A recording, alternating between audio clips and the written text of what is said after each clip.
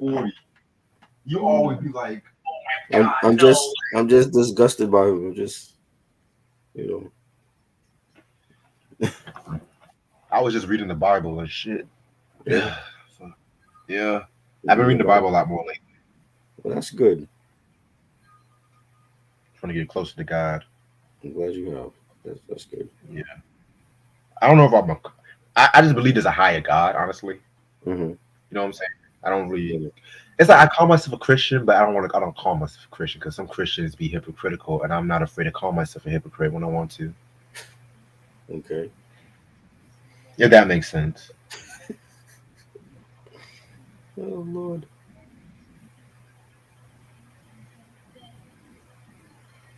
Yeah.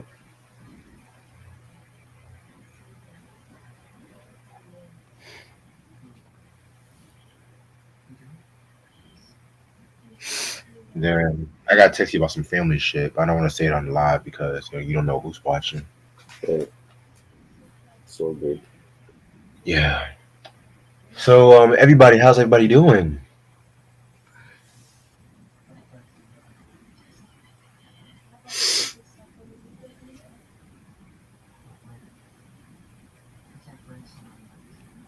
Me and shout out to Q. This nigga Q. I'm jealous because he got E40s in a major way.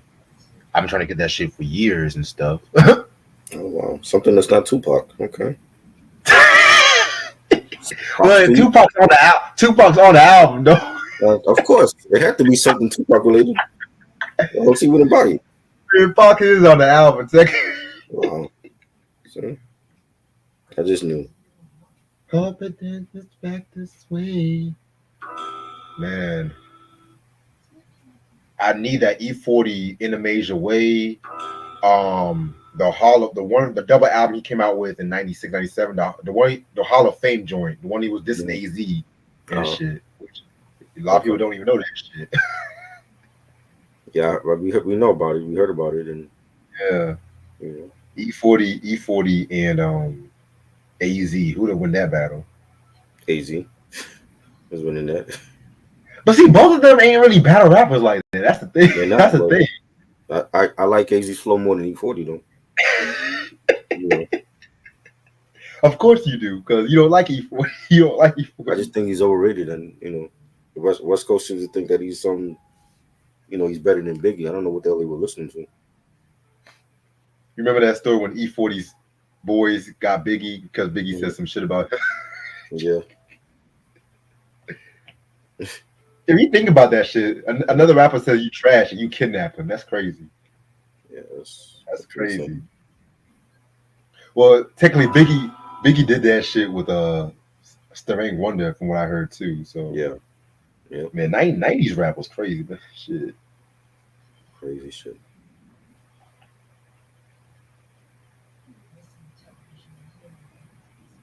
Shout out to everybody that got inducted to the Rock and Roll Hall of Fame. Um, I saw some of Tribes one. Mm. Cool in the Gang. I'm gonna see Cool in the Gang. I know Jack Black inducted Ozzy Osbourne. Ozzy Osbourne was sitting in a throne like a real gangster he was and shit. Was he? I didn't see it. I'm like, ain't this nigga got Parkinson's? Oh man. Hey, I'm not mad. I'm not mad about that. Mm-hmm. Cause Ozzy is that nigga. Mm-mm-mm. Who else? Dionne Warwick. Oh my god, Dionne Warwick never ages a bit. Mm-hmm. Uh, I'm so glad out of all the nominees, Dionne Warwick is getting her flowers these days. Right. Well deserved. Yes, and it's like a lot of people want to talk shit about talking about. Oh well, she's no Aretha. She don't have to be no fucking Aretha. She's fucking Dionne Warwick, man. What's up, Romero, Mariana, Sam, Q? I already talked to you, Q. Knee Boy just here for the Playing, Giants. The Giants lost. playing in The season is over. jail. I The hope season I is don't go back this way. See, Q, you got me listening to E40 literally all fucking day and shit. Thank you, Q. Thank you. Thank you, Q. Hope it don't get back this way. Hey, yeah, yo. That's what I think. I think I know who I'm gonna talk to when I do want to do E40 reviews and shit. Because I know Try's going to bash all them fucking joints. Yeah, I ain't listening to that. I'm good. Don't twist the ass. I'm good. I should. Yeah, what is, that's boss to y'all. That's little. That whole high fee flow and shit. Ay, ay, ay. Crazy. Try, you funny, man. You funny. Okay. Mm-mm-mm. Yeah, I had to rearrange the schedule so many fucking times, but this is the final schedule and shit. Um, Battle of the Bengals returns tomorrow. Everybody, whoop whoop. Yeah, it's gonna be good. Somebody was dropping a new album. They announced they was dropping a new album and shit. I can't think. Oh, Jadakiss. Oh yeah, Yeah, yeah. Is it bad? I'm not too excited for that. I'm not excited at all. So I love I love Jadakiss. You know I love Jadakiss, but Mhm. after that last LOX album and shit, and then Top Five Ditto Alive was okay, Right. but with an album like that, I wouldn't call it top five. I feel like top five was better than the Last Kiss though. Top five. It But wasn't that's even not. top 10. Top five. That? But I did find a great album for album anniversary and shit. Well, Oh, for the 20th, we're gonna do October 20th. I'm gonna save October 21st when we do tomorrow's review and shit. man. I'm gonna start in about 5 more minutes. Let me get my shit together. Um, oh yeah, Tyler the Creator is dropping a new album next week on a Monday because he said he wants to take albums back to being released on a weekday. You're right. Back in my day, albums used to come out on a Tuesday. Back in my day, Yep. y'all got lucky. Y'all got your albums coming out on a Friday. hmm I mean, there was some stores that would sell it early on a Friday. You know, like the Yeah, little mom and pop spots would sell it on a Friday and before it come out right. on the Tuesday. But that wasn't everybody. Like you had to wait when most record stores sold it on a Tuesday. Uh, I hope Kiss use better producers. I think he can pull it off if he's focused. We've been We'll saying see. that for like 20 years about Jadakiss. And he He hasn't need, given us he a need, classic album. I don't want Swiss beats on the album. I No, hate to say it. we don't I need don't want to. Swiss on the, No. I don't want Swiss on the album. What my nigga Christian? What's TT and What's TT and Christian at?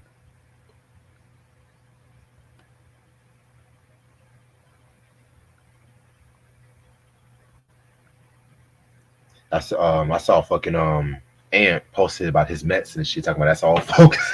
The Mets lost. But we got the Yankees back in the World Series. That's what matters. Can't wait. Yeah, I was like y'all good on that baseball shit. I don't know nothing about no baseball and shit. The only baseball I know is like Babe Ruth and Jackie Robinson. That's Barry Bonds. That's my knowledge of baseball, right? Legends. Oh yeah, legends. Yeah.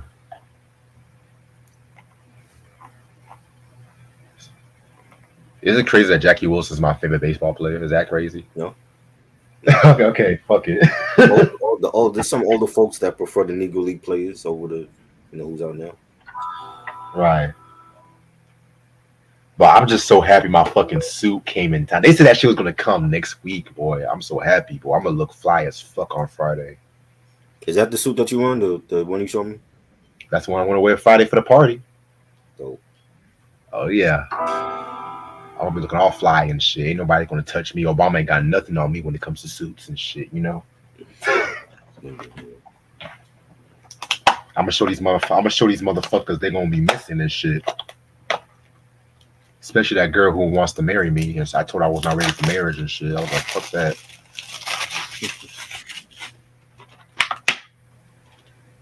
Oh, I gotta show y'all a few things and shit. Some shit came in the mail. I got LL Cool J's recent album, The Force, Oh, on nice. CD. Nice. Y'all remember this This is a CD, y'all. This is a CD. Mm-hmm. This ain't no vinyl. This is a CD, and it's still sealed up too. So it's gonna probably take me 3 years to actually open it. So, Oh wow, that's bad. and I also got the second season of Mama's Family, which I Nice. might watch a few episodes tonight while I watch this while I do this review. Just to let y'all know, this is the Star Vista edition. This is the uncut. This is the one the diehard fans y'all should get. Don't just get the Warner Brothers complete series because y'all not gonna get the complete. Y'all not okay. It's kind of weird though. Mm-hmm. Don't get the complete Warner Brothers if you like the first two seasons because they cut the first two seasons out, syndicated versions. But don't get the complete version of the Star Vista because for the third through sixth season they cut the music scenes out. Anytime they mention the song, they cut it out because they don't want to pay no rights. So it's confusing as hell. But hey, I'm already confused. right. Because when I bought like the complete series, the Warner Brothers one, I was mad as fuck. They cut out the first. I was like, shit, fuck. And that's crazy. 'Cause I used to see the Star Vista one always in stores, but the Star Vista one is out of print. Like this one is out of print now. So you know how I am with TV shows and movies. I gotta get the complete shit. Mm-hmm. Not no Fugazi editing and shit. You know what I'm saying? Don't mind me, y'all. I'm in a good mood today. Now Fugazi. Well, I gave you about an hour ago. But I'm ready to start this shit whenever you are, because I'm not trying to stay up until 3 in the morning. That's good. What's up, YouTube? How's everybody doing? It's your boy Reg in the building. I got my boy Fry in the building with me. Yo. And he's my New York brethren right here. And when I'm not watching soap operas and shit, I'm actually looking up music. And today, we are actually going to talk about an album that came out in 2009. And I kind of consider this one of the most underrated hip-hop albums of all fucking time. And you know how I feel about 2009 in hip-hop. It was very mid. That's all I'm going to say. That's all I'm going to say, yeah. Very mid. It's Fashawn with Boy Meets World. Now, I know what you guys are thinking. Who the fuck is Fashawn? You know what I'm saying? He's pretty much an underground MC coming from Fresno, California. You know what I'm saying? He actually was in one of the first Double XL's top 10 freshmen in 2010, back when Double XL actually knew what a freshman rookie was, not these TikTok motherfuckers who mislabel themselves as rappers these days. I know a lot of fans know him because he signed to Nas's Master Pure Records, and he dropped his second album, Ecology, which I still have yet to hear that album, believe it or not. Right. But with this album right here, this album came out October 20th, 2009 on One Records. It was produced by Exile. Yes, the same Exile who worked with Blue. And you guys should know I was never a fan of Below the Heavens from Blue, and I'm not really a Blue fan like that. I'm gonna be real with you, but it's funny because Exile done some of his best work with Fashawn, right? Stuff like that too. But everyone always wants to mention Below the Heavens. I was like, that's like one of the most overrated rap albums in the last 2 decades. I know I'm gonna get a lot of flack. I'm gonna get a lot of flack for that, but hey, fuck it. I don't give a fuck. I've gotten flack for worse. Darby said, is Wyclef Bubble Goose a good track or no? Why don't you listen to it? Let's listen to the Carnival, and then you give us your thoughts. Yeah. But I personally like the track. That's actually one of my top favorite tracks. Next to All the Girls I Loved Before. Yes, Wyclef. We all know all your girls you loved and shit. But hey, right. All right. So yeah, this album was very great. Very great album and stuff like that too. This was known for songs like Our Way with Evidence, Freedom, Hey Young World, paying homage to Slick Rick song and shit. Father. I only realized it's been years since I've actually peeped this album, but I definitely want to review this album, but I want to actually get the physical when I review it and stuff like that too, you know what I'm saying? Right. This album was critically acclaimed and everything like that too, you know what I'm saying? I mean, yeah, man. What do you think about Boy Meets World? I didn't hear this one actually.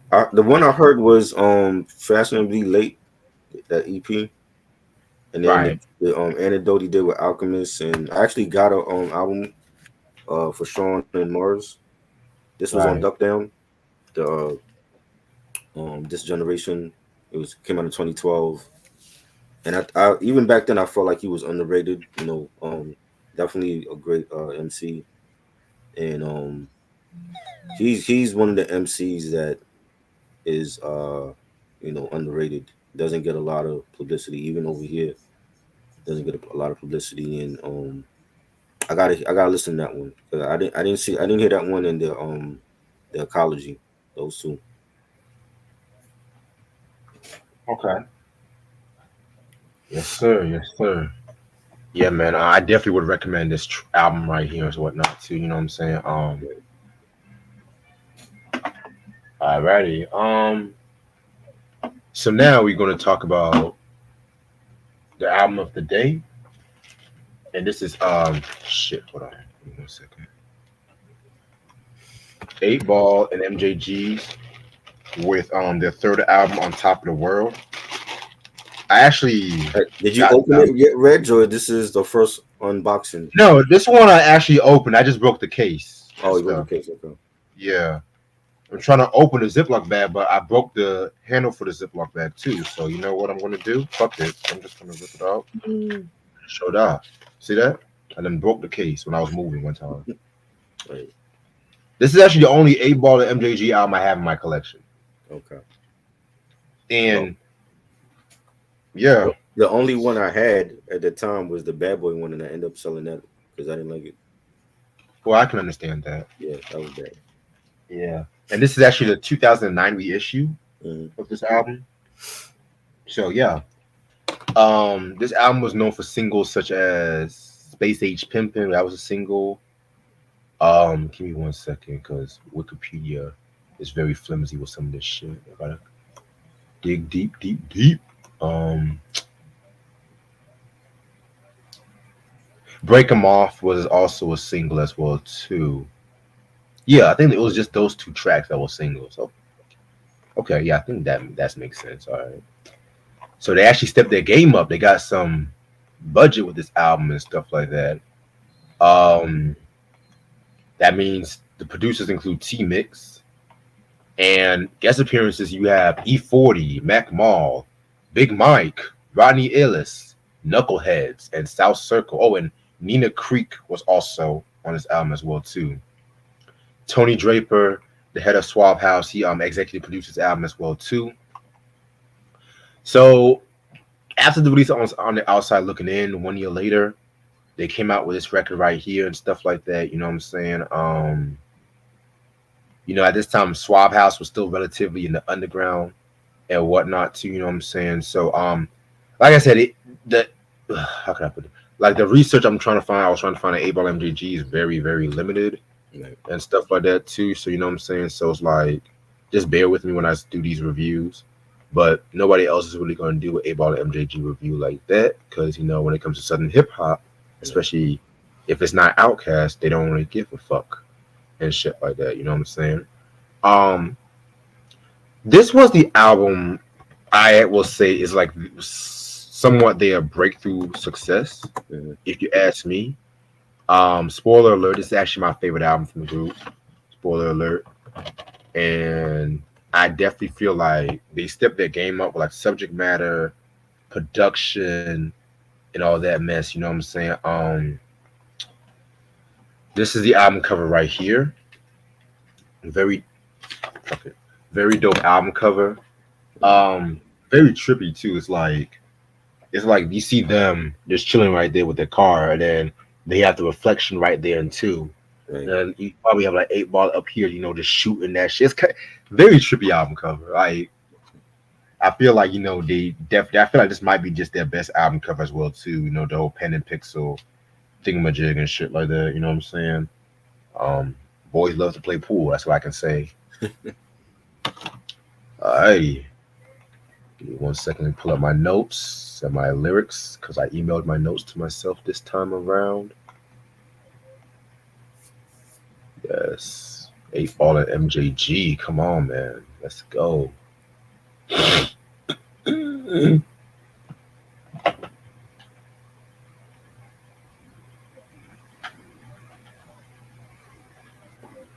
right, give me 1 second. Yes, got my notes. All right. So this album has 15 tracks, and we're gonna get started, of course, with the first track, the intro. Um, if you're a Southern rapper, you always gotta have the slow, demonic kind of voice to start off your album and stuff like that too. You know what I'm saying? And this album is no different. I definitely loved the way he started his album off with and whatnot too. You know what I'm saying? So yeah, this one is very high. I like this one. I love the beat, and like it reminded me of like an intro for like Bone Thugs or 3 6 Mafia. With the devilish voice, Yeah, and definitely. it had like a horrorcore sound to it. So I liked it. Yeah, I definitely love this intro as well. Um, Next track we got is "Pimp in My Own Rhyme." One of my all-time favorite 8 Ball and MJG songs they've ever came out with. You know what I'm saying? They were still pretty much on that pimp shit with this one and everything like that. Both of them came very correct when it came to this track right here. You know what I'm saying? I feel like I can't pick a favorite chord because everybody was just talking that shit. I love the line when 8 Ball says, "Fuck being your boyfriend, girl. I want to hit the boots, jump deep in that rump, and I got a flat bitch." You know what I'm saying? I love that fucking line. So very hot. You picked that one. You said what? You picked that those lyrics. I like it. It had like a G funk sound to it with the synthesizers and the beat, and the chorus. Pimp in my own fucking rhyme. You had MJG on that, and it was just fire. That was one of my favorite songs. Definitely. All right. Next track we got is "What Can I Do." Um, this one was cool, but the sound wise, it does kind of remind me a lot when it reminds me a lot of Ghetto Boys. Just like if you listen to Ghetto Boys with their 1993 album, what's the shit called? "To Death Do Us Part," which is one of my all-time favorite albums they've ever came out with. Very underrated too. Right. Because niggas gonna shit on that because Willie D's not on the album, but that's another story for a different day. Mm. Um that sound wise, that kind of gutter southern hip hop, you know what I'm saying? That street corner vibe with that album. I feel like they kind of translated with that song on this album. Mm. It was cool, but at the same time, I'm just like, I could have done without this track. It sounds a bit too Ghetto Boys for me. I liked it. I thought the beat was fire. The pianos on it. MJG saying "Riding the streets 4 deep after midnight, packing the heat. That's how we creep to keep the shit tight." I loved his flow on that. Like his flow like fit the beat. April did his thing as well, so I thought it was good. Respect. Definitely respect. Next track we got is "For Real." This is definitely a laid back kind of song right here. You know what I'm saying? And that's the thing with this album. They definitely had a bit more melodic, laid back kind of song compared to like the first one where it was just like they were on that pimp shit, but they were trying to keep it gangsta at the same time. You know what I'm saying? This one they were definitely talking like about staying true to yourself, being authentic, and everything like that too. Just talking about their life in general. You know what I'm saying? If you want to be authentic, why did y'all start a bad boy? But that's another story for a different day. Fuck. But yeah, man, this one right here is a very dope track. I love the beat to it. Shit. Yeah, this is dope. You had 8 Ball saying instead of sweating me, fool sweat Chuck D, because I've been true to player shit since '83. Beat was fired. Synthesizers was nice. The bass line was hitting. Definitely. Yeah, man. Them synths, they'll be fucking hitting when it comes to Hmm. this fucking album. Shit, I tell you. Um, next song, Funk Mission. So it should always just be noted right now that half of these songs are definitely over 5 to 6 minutes and shit like that. And I know a lot of motherfuckers have low attention spans and stuff, you know what I'm saying? But I definitely I definitely like the longer song, but if they have something to say, you know what I'm saying? But this one right here was pretty cool. It was, again, continuing off the last song that's talking about some real shit. Right. I like this song. I don't feel like it should have been that long, like more than 5 minutes. I feel like maybe 4 minutes could be good, but the beat definitely was what got my attention and shit. So the Right. beat and the lyrics. So yeah, Yeah, this was dope. I had some scratching on it from the DJ. The beat was fire. I definitely thought it was a banger on here, like a strong album cut. yeah, definitely a strong album, indeed. All right, next song we got is "Kick That Shit." Oh my god, I love this track. So just the way they were rapping, you can tell they were a little influenced by 3 6 Mafia. Well, I don't know about influence. I don't know if they were really popping at that time. I feel like their real breakthrough and it was more like Mystic Style. So let me not say 3 6, but just that whole sound, it definitely sounds like some shit you would hear like in maybe Houston or Memphis. Well, of course they're from Memphis and shit, so that makes sense. Oh yeah, I forgot they were from Memphis. Oh yeah, okay. So I actually love this record. This was definitely a hot record. Yeah, this is dope. I like the beat for this. It was cool. Definitely. Track number 7, Friend or Foe featuring E40, Mac Mall, Big Mike, and Rodney Ellis. Um, man, they had all the powerhouses at this time. You know what I'm saying? The Bay, they got the Bay, they got motherfucking New Orleans and the shit. Well, New Orleans, Houston with Big Mike and shit. I mean, just that whole West Coast Southern chemistry I fucking love and stuff like that too. I definitely feel like Big Mike had the best verse on this record. Very underrated cat right there. I love the line which says, I seen it every time they come and go. That's why I drop to my knees and ask God to distinguish from friend from foe. And what do you know? By the time morning comes, I can see the light. And then I'm thanking God once again for making everything all right.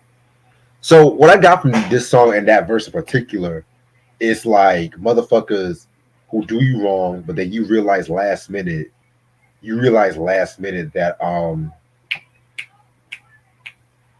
they're bad for you. And then when you realize that shit, excuse me, and then when you realize that shit, it becomes like a breath of relief.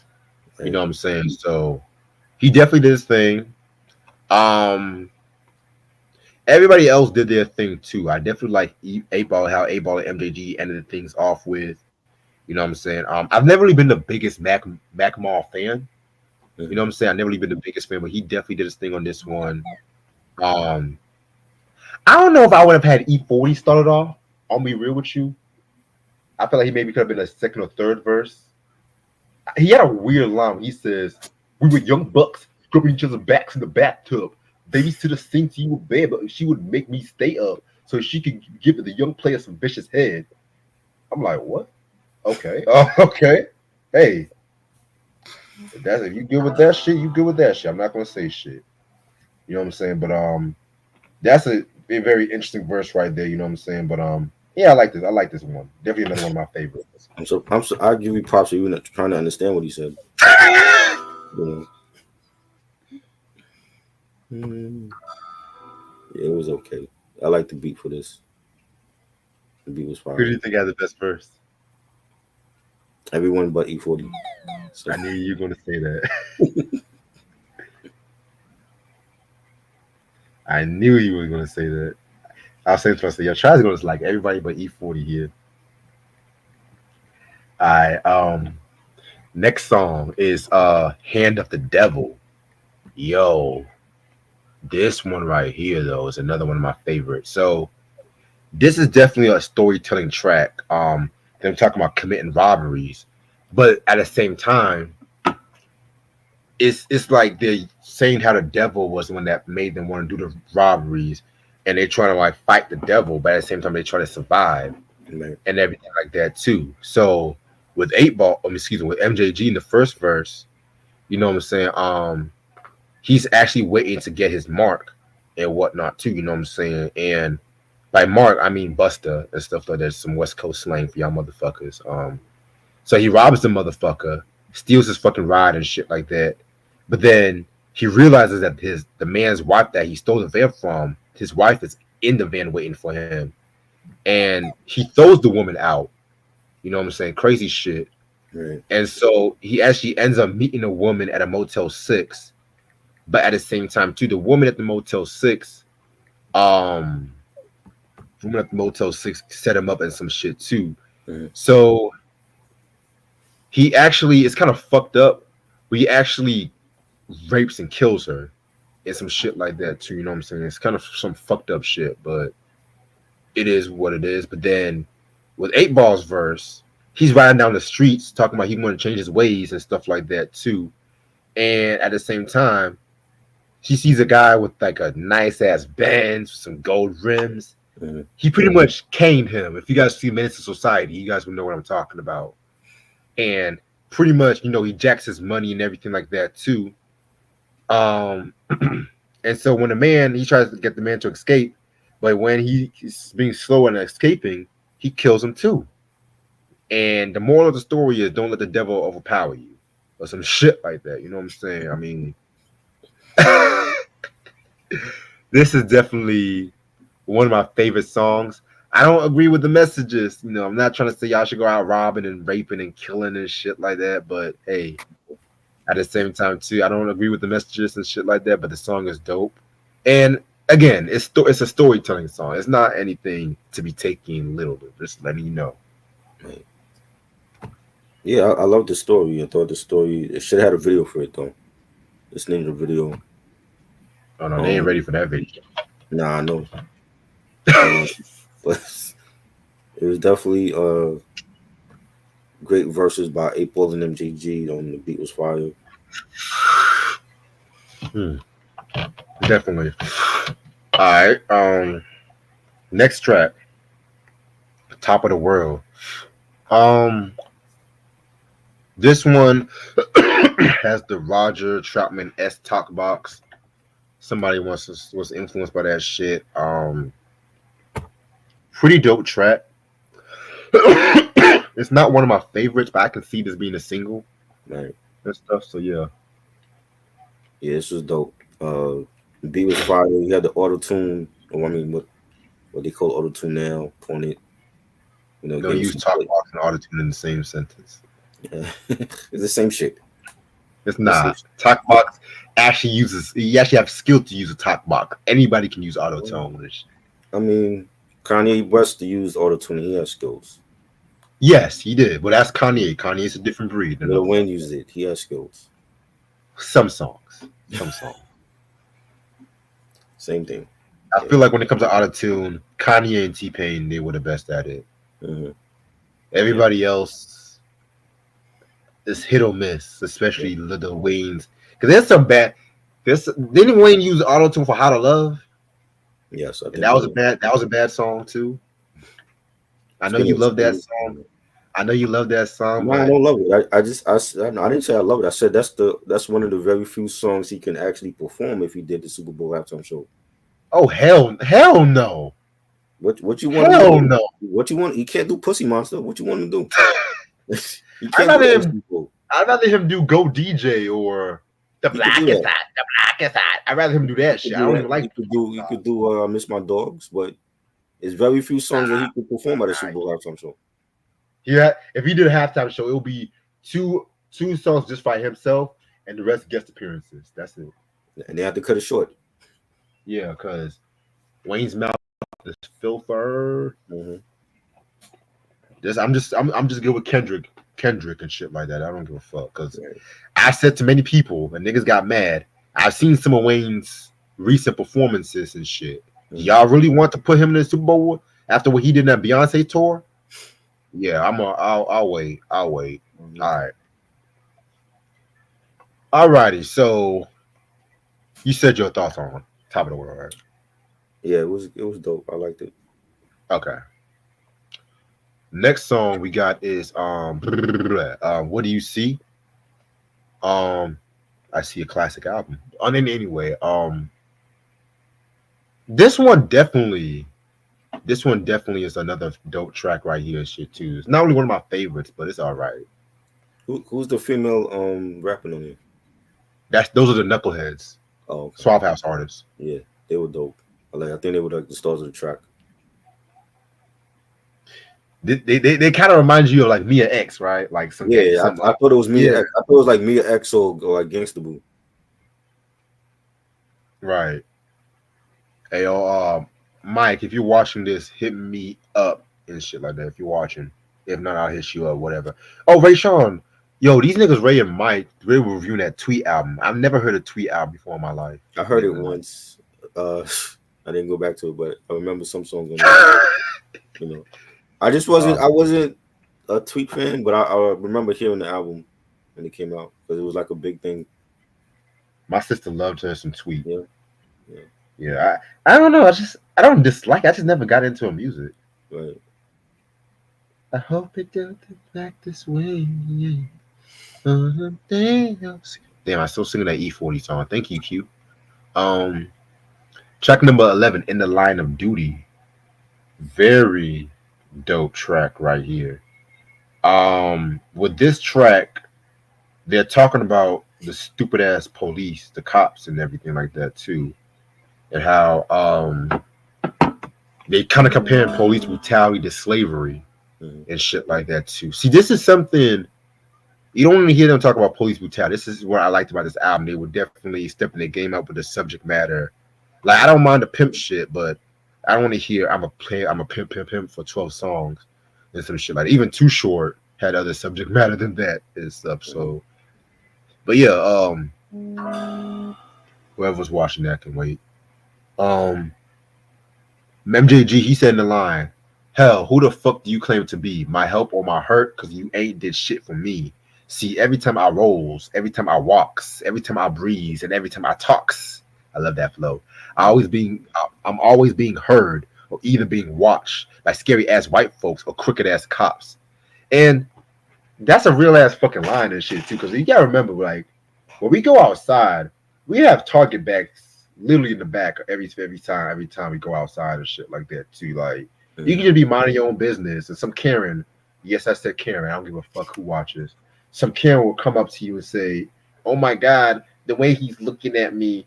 Oh my god, I feel so threatened. Oh the Mhm. blackness, I'm so threatened by the blackness and some shit like that too. You know what I'm saying? And try. I went through some similar situation like that this weekend, which I'm not going to talk about that on the live and stuff like Mhm. that. I'm over it. I'm over that shit. But at the same time, it's just like you just gotta watch out because being a black, see, white men, y'all don't got shit to worry about most of the time. You know what I'm saying? Y'all white men, y'all can be minding your own business and shit like that. Y'all be chill.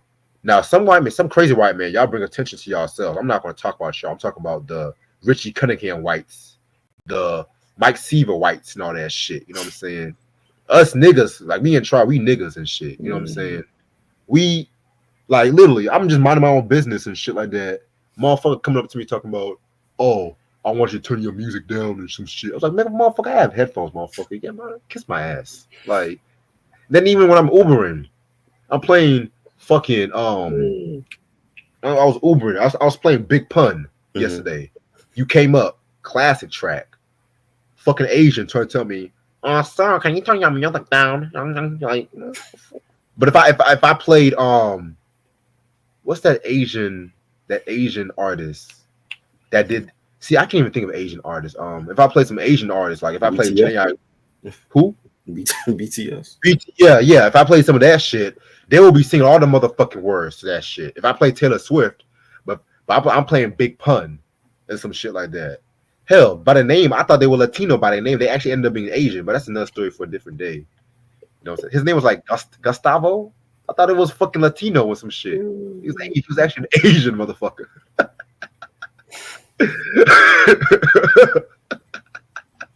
I just lost a lot of my Asian fans just now.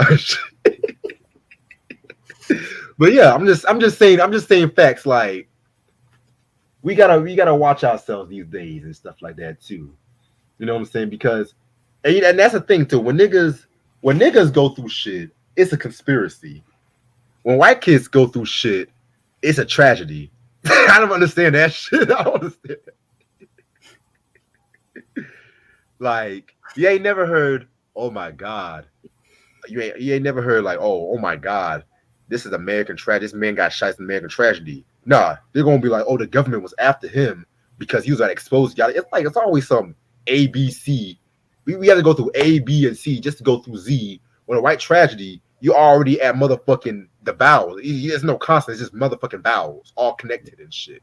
Yeah. You know, crazy. But I'm going off topic right now because I'm in a very off mood and shit. But I'm gonna let you go.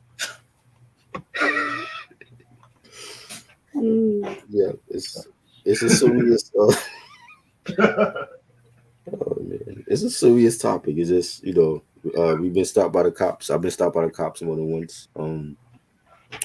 In Tennessee, they've had like a lot of unfortunate things happen to black people out there. Mm-hmm. Regarding the cops. We saw last year Tyree Nichols, getting killed by like 9 cops in Memphis, and I definitely understand what the message was in this song, and everything that MJG has said, and 8 Ball was on point. The beat was fire. So yeah, like this is songs like this is gonna be always around because the thing the shit is just it keeps happening to us, so it's always gonna be relevant. Right. Definitely always going to be relevant. Yeah. All right. Yeah, bro, man, Asian named Gustavo or some shit. And usually, if I get an Asian motherfucker, they always want to put their name in their fucking language and shit. So I was just like, oh yeah, I know it's a Ching Chong and shit. So, damn, Karens and Ching Chongs in one day. Wow, I'm on the road. Anyway, track number 12. All in My Mind. Um, this one was cool. It was alright. It wasn't really one of my favorites on this album. To be real with you, it was alright. This is like the generic title for a song back then. There's like so many artists that had that, all in my mind. Eric Sermon had it. Right. People MJG had it, Soul for Real had it, you know what I mean? So that was like the go-to title for your song, All in My Mind. So for real. Yeah. That was on You the gotta first do that second album though. Huh? You gotta do that second album, So for Real. Do we have to? I thought you liked the second album. I never heard it. Nah, nah. It was no promotion for that, and it wasn't as good as the first one. Remember, they were on the outs with Heavy D at that time. Yeah, because Heavy D was running the label, and I'm sorry, I have to say this because I've seen some interviews where they were talking about Heavy D. They're talking about, oh, he didn't have time for us. Like, nigga, he was running the fucking label and shit. He was president of Uptown at that time. Andre Harrell left. Diddy had been left and shit like that. He was running the fucking label. What the fuck you mean? Oh, you ain't got time for me and shit. Like, shut up, man. Hell. Y'all had track masters on that fucking album. Hell, y'all even had Puff on that album, I'm not mistaken. Mm-hmm. Y'all were good producing rise and shit. You know how many motherfuckers will kill to have a track master beat at that time? Mm-hmm. Shit. But in my mind, that's the name of the album. In my mind. Not all in my mind. It was in my mind. Remember that group, The Bums? They had that song Elevation that I gotta free my mind. Yes, right. Yeah, that one. That was that one was hot. Yeah, man. Whatever happened to The Bum? Whatever happened to them? I don't know. Hope they didn't become bums. Anyway, next song is called Coming Up. Something that probably Diddy will say a few times and shit. Oh yeah, this one was pretty hot though. This one was pretty dope. Yeah, this was good. The beat was fire for this. Yes. I like this. Now, my favorite 8 Ball MJG song and my favorite track on this album which I kind of hinted like 2 weeks ago when I did my introduction to the group. Space Age Pimpin'. Yo, I remember when I heard this song for the first time, man, it was blew my fucking mind and stuff. This is actually the song that actually made me a fan of them. It was this song and the Pimp song and stuff like that too. Right. Um, Now I know I said before that I'm glad that they stepped the game up with the subject matter, but at the same time, when they have a song like Space Age Pimpin', Mhm. like imagine Phazo's Riding High and Johnny Guitar Watson's Superman Lover, and then you mix that in with motherfucking Redman Superman Lover 2. That's what you get with Space Age Pimpin'. I mean, Right. this is just a beautiful, erotic, tripped out song. When MJG starts, MJG, I don't know why he did not get a hip hop quotable for this verse. I'll Mhm. be obliged if you step outside because my ride is awaiting our dates in a state and a nightcap. We mating, awaken by smells of perfume that I inhale and then tell how well we raise hell under diesel. Statin sheets, heat from your feet, keep me warm. The mood is perfected with the sounds from the storm. You came stronger, I lasted longer than I ever lasted. Your mouth was fantastic. The fuck test, you passed it. The way you made a nigga laugh, I had to get you. And come on, I could go on all night with Mhm. this verse right here. I This agree. verse, one of the best verses Was in hip hop history, right was there. This is how you do a sexy fucking track right here. right. Facts. Like, come on, man. Y'all talking about that Future's Parakeet joint song, which I do love that track though, but Mhm. come on, this one right here. And then when Nina came on the fucking chorus, man, that whole um what she say? New day, new age. Every once in a while, that's how we sling our game. I mean, come on. And Mhm. then 8 Ball, he was just a nasty motherfucker. You and I, me and you, situation getting sticky. Your mouth is saying no, but your body staying stick me, lick Yeah. me. Don't be afraid of what your friends say. Rappers get that ass, then be out of here like yesterday. Woo, nigga, their best song. Period. Period. Period. I agree. Woo, There's some sexy play shit on here. man, Like, come you know, on, man. MJG, like the way that he started it off was great. Like he really set the tone for the song, and you know, yo, like it reminded me of like something Outkast would have did for like a Aquemini. You know, like Mm. there was a lot of instrumentation on the record, and it was dope. That's definitely one of my favorites on the album. You know, speaking of Outkast, I get a lot of Society of Soul vibes with this track right here. Yes, yeah, yeah, yeah. Like True. production wise, Hmm. Yeah, like oh my god, man, like this song right here, you guys don't even know, y'all motherfuckers don't even know and shit like that. If you get laid to this motherfucking track and you want some tequila, some good ass weed or some shit like that too, hmm, boy, boy, thank me. Hell, you can even say my name when you're fucking the girl. Just thank me and shit. Like I'll feel it, you know.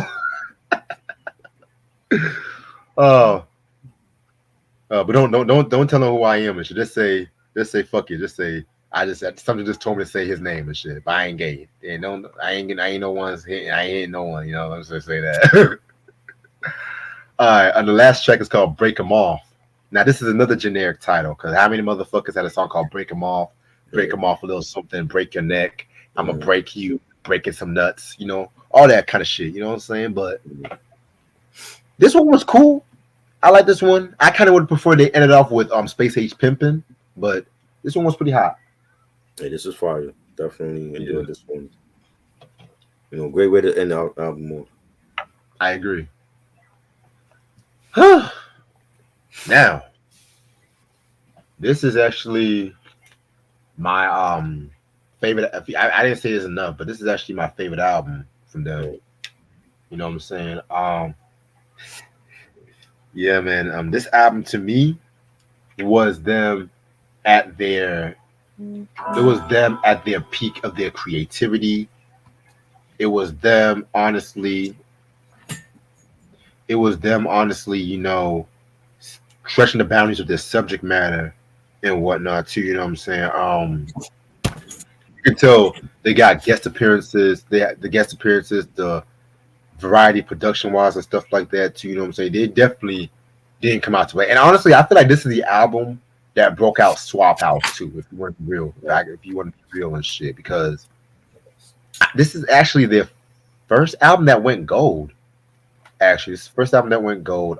It's not the best selling album. That only goes to In Our Lifetime, which that's going to come in the next 2 weeks because we're going to do the first solo album of 8 Ball and MJG next week and stuff like that as a double. Dope. So yeah, man. So this album, I would call it. I would say it's a fucking. I'll give it 5 mics. Fuck it, I'm gonna give it 5 mics and shit. You know what I'm saying? Yeah, man. I feel like this. If I had to pick a slight gripe, Mhm. I just wish some of the songs weren't as long. You know what I'm saying? Some songs, not all songs. You know, but this is a masterpiece, right? If you're a Southern hip hop fan and you don't got this motherfucking record, I don't know what to fucking tell you. Mm. Yeah, so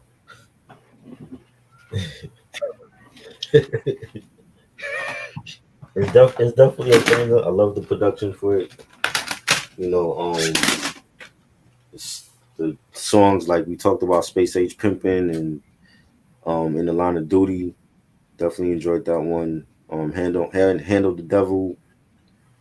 Um, Pimping My Own Rhyme. I love the intro as well. So I'm giving it 4.5 mics. Definitely. And I want to check if this album is still in print though. Give me 1 second. Let me see. All right.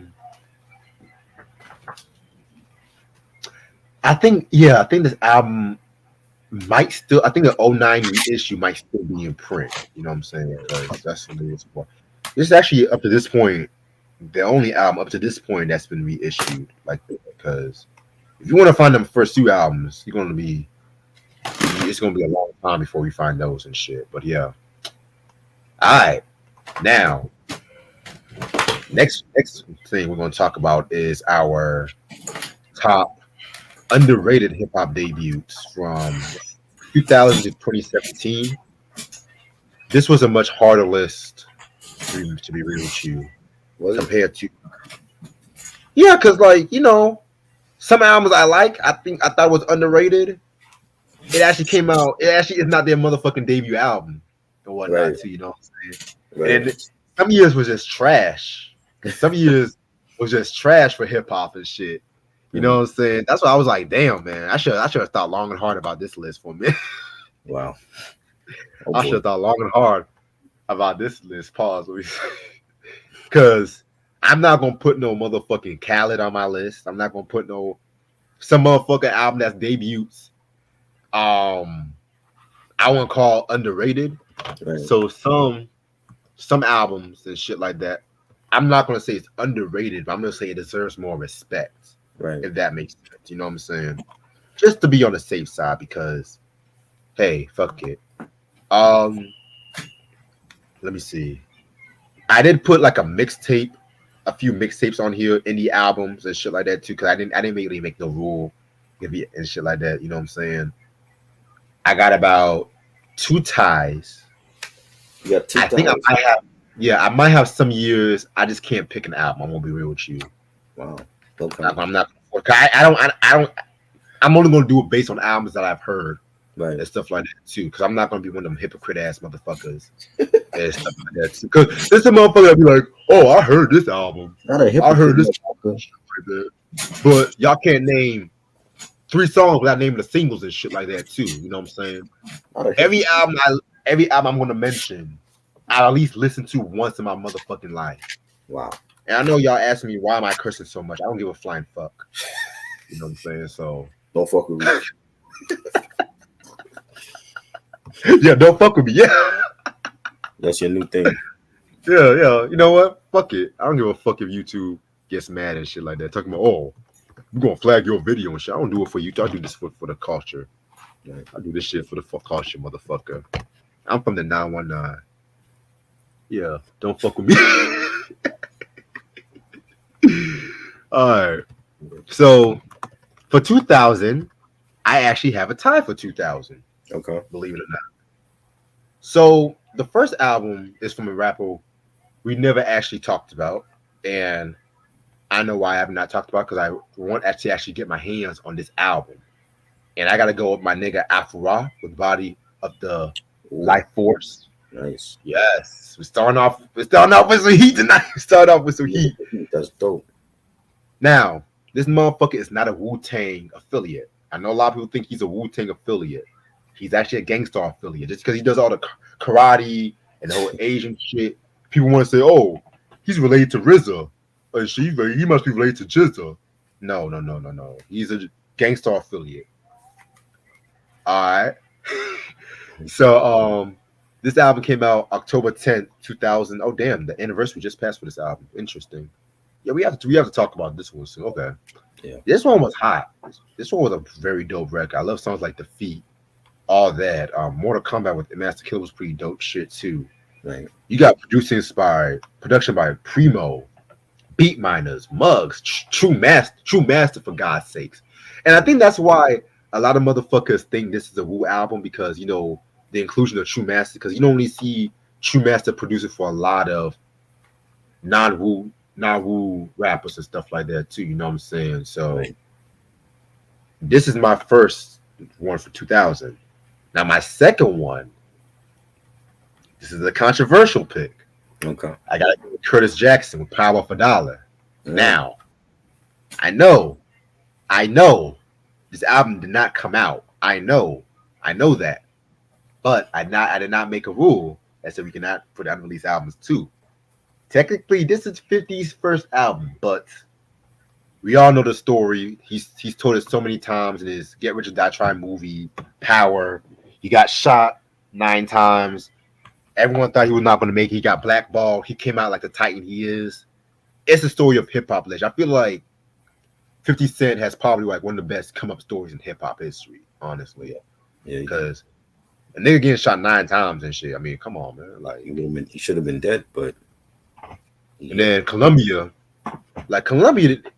they normally it's like they have so many dope rappers in Colombia, but they don't know what to do with them dope rappers sometimes. I'm just gonna say it for real because at one point Colombia had Big L, Fuji, Nas, Nature.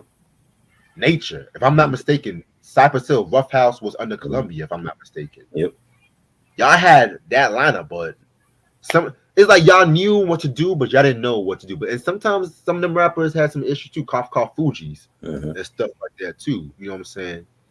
But yeah, they dropped him and stuff like that from Colombia while he was recuperating and shit. But this was been heavily bootlegged, and it's still not released yet. You know what I'm saying? Still not released, but yeah, songs. Some of my favorite 50 Cent songs are on this album. I kid you not. Corner Bodega, The Good Die Young, Ghetto Quran, controversial track, How to Rob.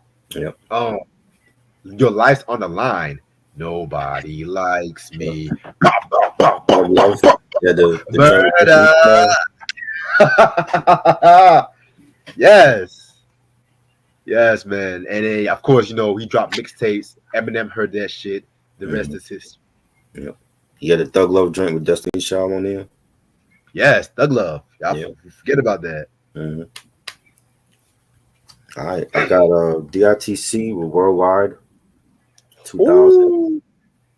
Severely underrated. The whole Digging in the Crates crew, Diamond D and Showbiz, Lord Finesse, DJ Premier did production on here, Buck Wild, even Rockwaller was on this album, and they had some OC, rest in peace, Big L, Fat Joe on this album.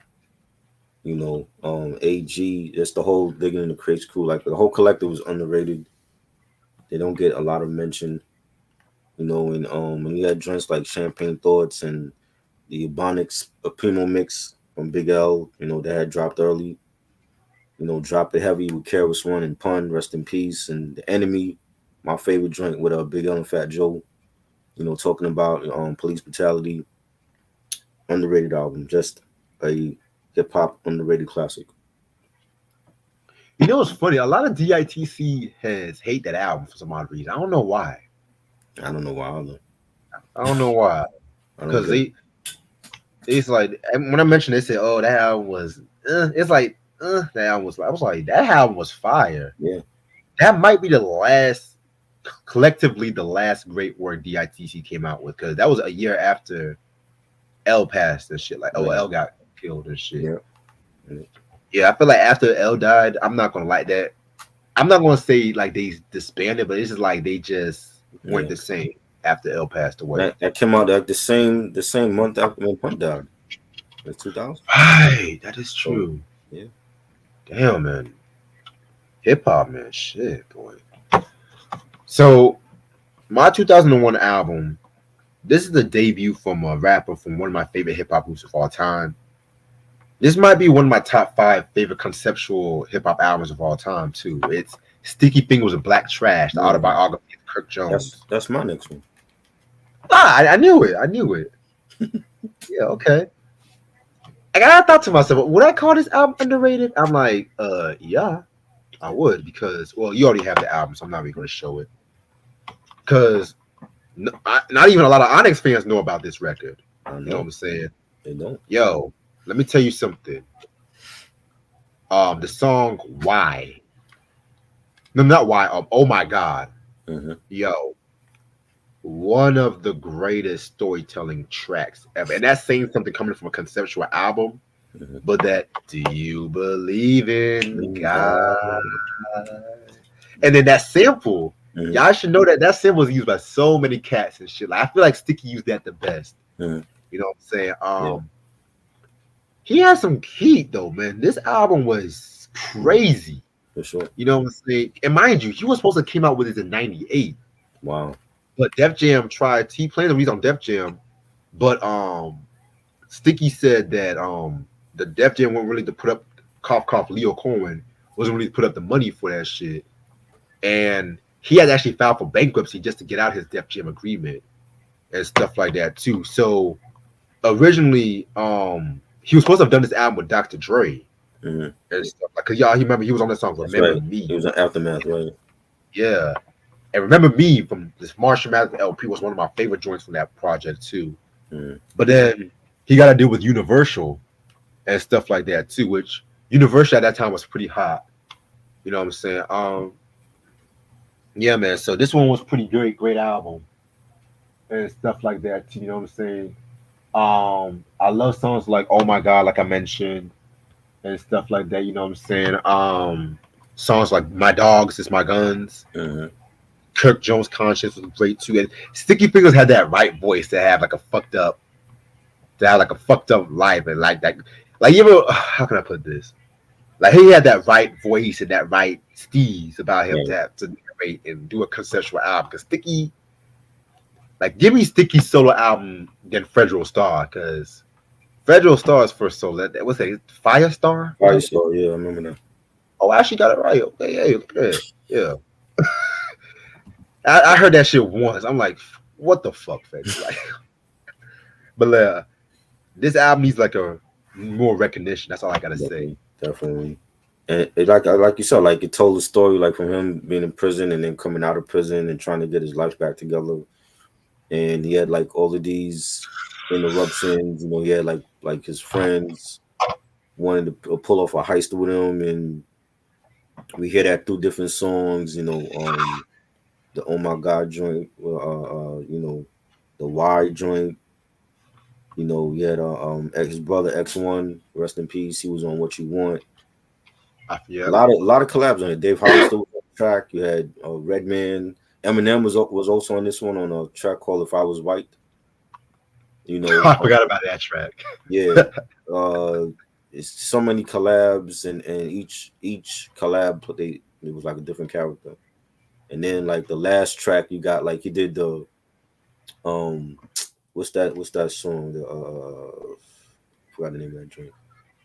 Um, the Wonderful World, that drink, and he did that over, and that's how the album closed out. You know, but yeah, it was like a movie. Like even the skits were like cinematic. You know, he should have had a movie for it. You know what I He mean? should And have.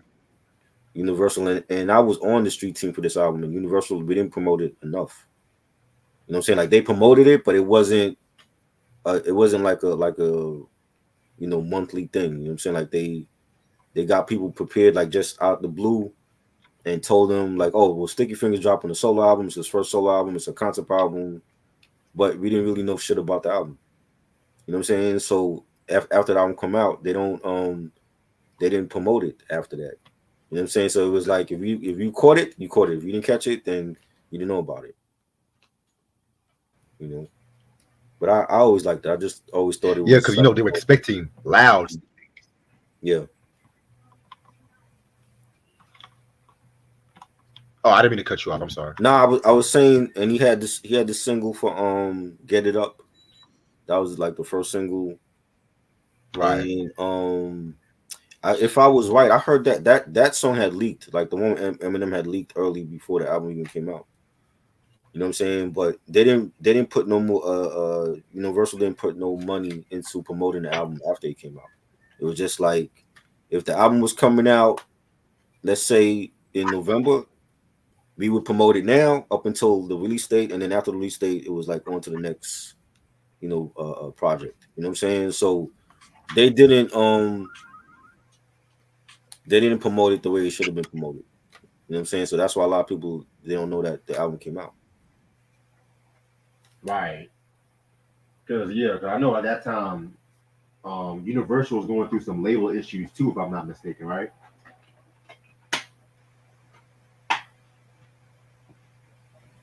You heard me? Well, he muted his mic and shit. Okay. All right. But yeah, while he's getting his stuff situated, I'm just gonna go on with my number 2002. And this is an album I've mentioned a few times on this channel. Is Nonfiction with their only studio album, The Future Is Now. Nonfiction consists of Ill Bill, Sabak Red and everything, Gore-Tex, Necro. You know what I'm saying? That whole era right there, that whole era and shit. Very, very dope album, in my personal opinion. This is an album I don't hear a lot of people mention like that, to be real, when it comes to like hip hop classic from the 2000s. You know what I'm saying? This was known for shit like drug music. If You Got Love, one of my favorite Pete Rock beats he's ever done. Um, Black Helicopters. Then you got Strange Universe with MF Doom. That was pretty dope too. Rest in peace to MF Doom. You know what I'm saying? So yeah, man, this one right here was another very dope record. Highly recommended.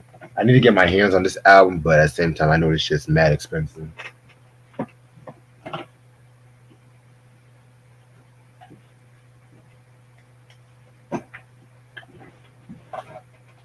Alright. I'm gonna wait a little bit for.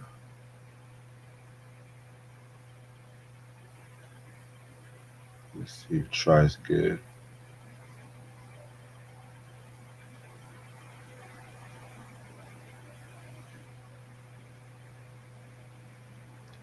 Yeah, it does have like an '80s video game kind of feel to it. You know what I'm saying? My bad. You good? Yeah. Got you.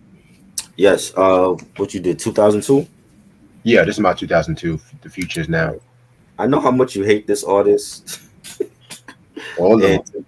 to me, you already know where I'm going with this. To me, Uh, this is like one of his best earlier releases. I think his discography is like hit or miss, but I definitely like Talib Kweli's first album, Quality.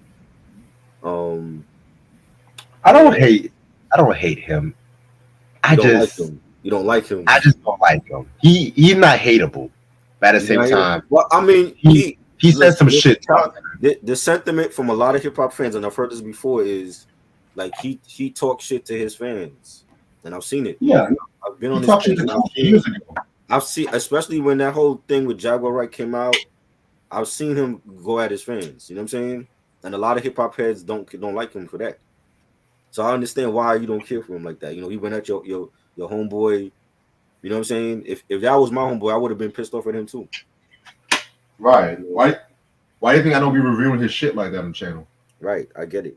but as an artist, he is a great artist though. I just for his discography though, it's hit or miss for me because there's albums that I love, and then there's albums that he put out that were trash to me.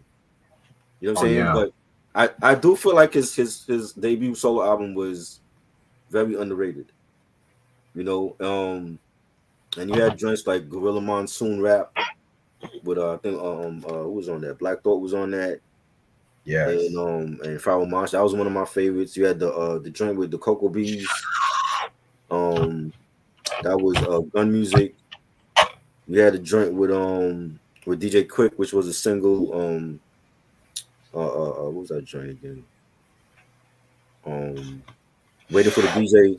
Bilal was on that. Joy with Most Def. That was a good one. He had another joint with DJ Quick, Put It in the Air. That was on. But the whole album to me was phenomenal. This was a great first album that got slept on. I know a lot of people prefer him to do shit with Most Def, but I like as a solo artist, he's good. Like he has some, Eardrum was a great album. I like Beautiful Struggle. I know you hate that album. His second one, You you just know, batting 1,000. They try. but then he has like some albums, after that I didn't care for, like Gutter Rainbows and um what was that prisoner album he dropped with the symbols. I didn't care for that one. Then he has some other stuff. This album with Not the Wonder Indy 500. I enjoyed that one. Gravitas, but I think that was like 2013, 2014 that came out. That was good. So he's hit or miss for me when it comes to his discography. But I know people don't like him for the way that he talks to his fans and shit. Yeah, man. Because if he talks to me like that, man, I would have. Oh, it would have been a different story, boy. This is why I don't really use Twitter like that. Because motherfuckers be having superpowers. They think they have superpowers when they're on social media. Right. But when I tell them to sit that ass down, they be all quiet and shit. But yeah, but I never really consider that album underrated. Honestly, I mean, that was it's not considered a hip hop classic though. It's not. I don't even hear nobody mention it when we talking, hip hop debut albums. Nobody mentions this album. yeah, because everyone prefers Train of Thought, like the Reflection Eternal. Though. Me Right. personally, So I preferred Reflection Eternal over right. that So one. then Any so then it's underrated because they're not mentioning it. And we bringing light to the underrated gems. That's true. That is true. Yeah, man. Because in terms of solo albums from Talib, that's not a collab. I prefer Quality Hmm. and Eardrum. Everything else, Yeah. and then the collab album like Liberation, the one with Liberation was Madlib, good. the Liberation. Yeah. Yo, But he had no one. Madlib on there though. Madlib ain't gonna give him no Right, that shit. right. And You mind you, and know? then he did the shit he did with Ninth, that ND 500. I did not like that one. Right. See, and I like that one. It wasn't as good to me as the Madlib stuff. I think his best producer is Madlib and High Tech. Those are his best Yeah, producers that he's done stuff with. You know what I'm saying? But he's worked with other producers. It's just that he don't get the same. He don't put out the same type of heat like he does with Madlib and with High Tech. right. Definitely. Alrighty. So with this next album, I struggled. This is when the struggle first happened. Because '03, it has some albums that I don't know if I would consider underrated or not, but there was this one album in terms of double albums in hip hop. And yes, this is technically their debut. Mhm. In terms of double albums, you never hear this album gets mentioned. And I said to myself, I'm just like, you know what? And I'm just gonna say something first. I feel like the Locks made people forget how dope this album was. Let's keep it real. Oh man. Let's keep it real. This album right here is one of the, I don't hear people put this in the top double albums, and it boggles my mind Right. because y'all, I love All Eyes on Me. I love Life After Death. I definitely love Wu Tang Forever, but there was more dope double albums. Yeah. If you want to be technical, He's a DJ, I'm the Rapper was Mm-hmm. technically the first double album because there was 2 vinyls for that Right. one. Yeah. And if you guys want to get the album, that's the only format I recommend you guys getting it on the vinyl. Don't get it on CD because CD cuts a Facts. lot of shit out. But then, if I'm not, it wasn't Eight Ball's first album or double album too. Mm-hmm. Lost. I gotta, yeah. Yeah. And then you had eight. Don't even get me Bone started on Art Thugs. of War. Bone Thugs. Don't Yeah. even get me started on Art of War. That's top five. That's top four. I'm gonna say Yeah. top four. Go top four. Yeah. Diplomatic Immunity. Oh yeah. This was the deep set. This was Dipset letting motherfuckers know this is our movement right here. Right. We finally got an album. We got our soldiers ready and shit like that. You know what I'm saying? Pretty much. This is the whole Rockefeller. They were on Rockefeller, man. Right. That era was crazy. That era was Mm-hmm. crazy as hell. Mm-hmm. And you know me, I was never really the biggest Dipset fan, but in recent years though, Dipset, I've just been re-listening to Cam shit. Mm-hmm. I re-listen to some of Jim's shit. Joel's, he's always been hit or miss, but then when they come and Freaky Zeke's always gonna be Freaky Zeke. Right. But when they come together, they know what the fuck they doing and shit. Mm-hmm. Like they know it. Because this album to me was one of the albums that made 2003 one of the best years in hip hop. Because whenever people talk about '03, it's always Get Rich or Die Trying, Black Album. Mm-hmm. Those are the top choices. I can't College even think Dropout.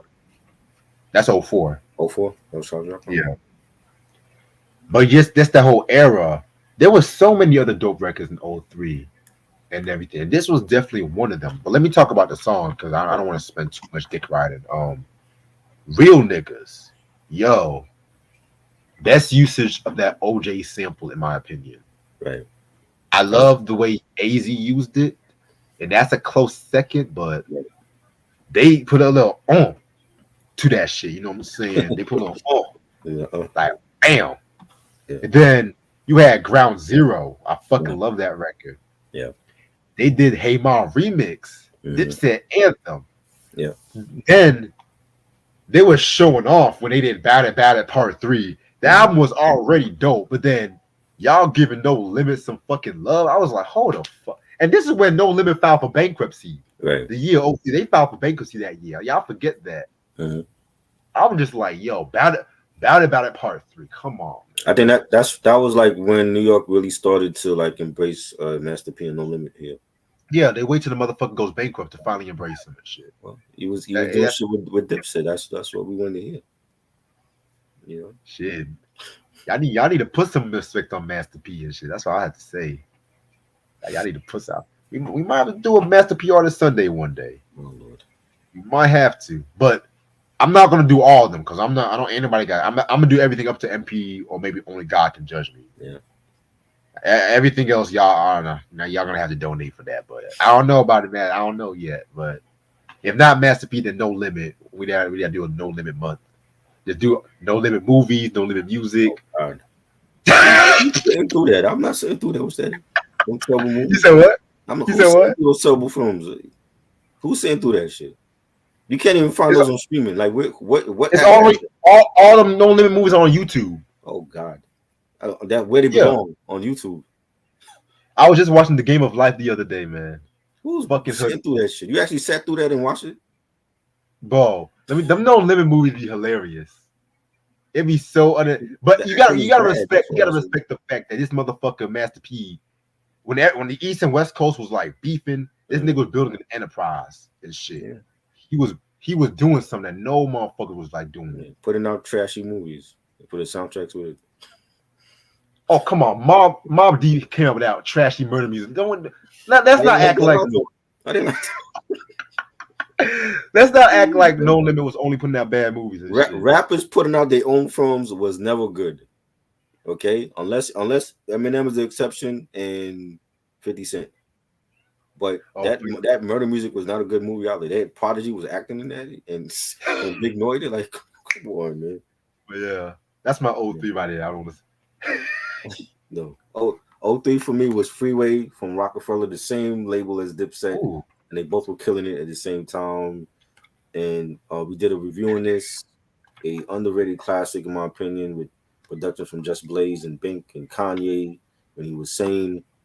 And we had Jay was on this, Mariah Carey was on this, Nelly, Nate Dogg, rest in peace, Faith Evans, a lot of dope collabs, PD Crack, just a phenomenal debut album and needs more recognition.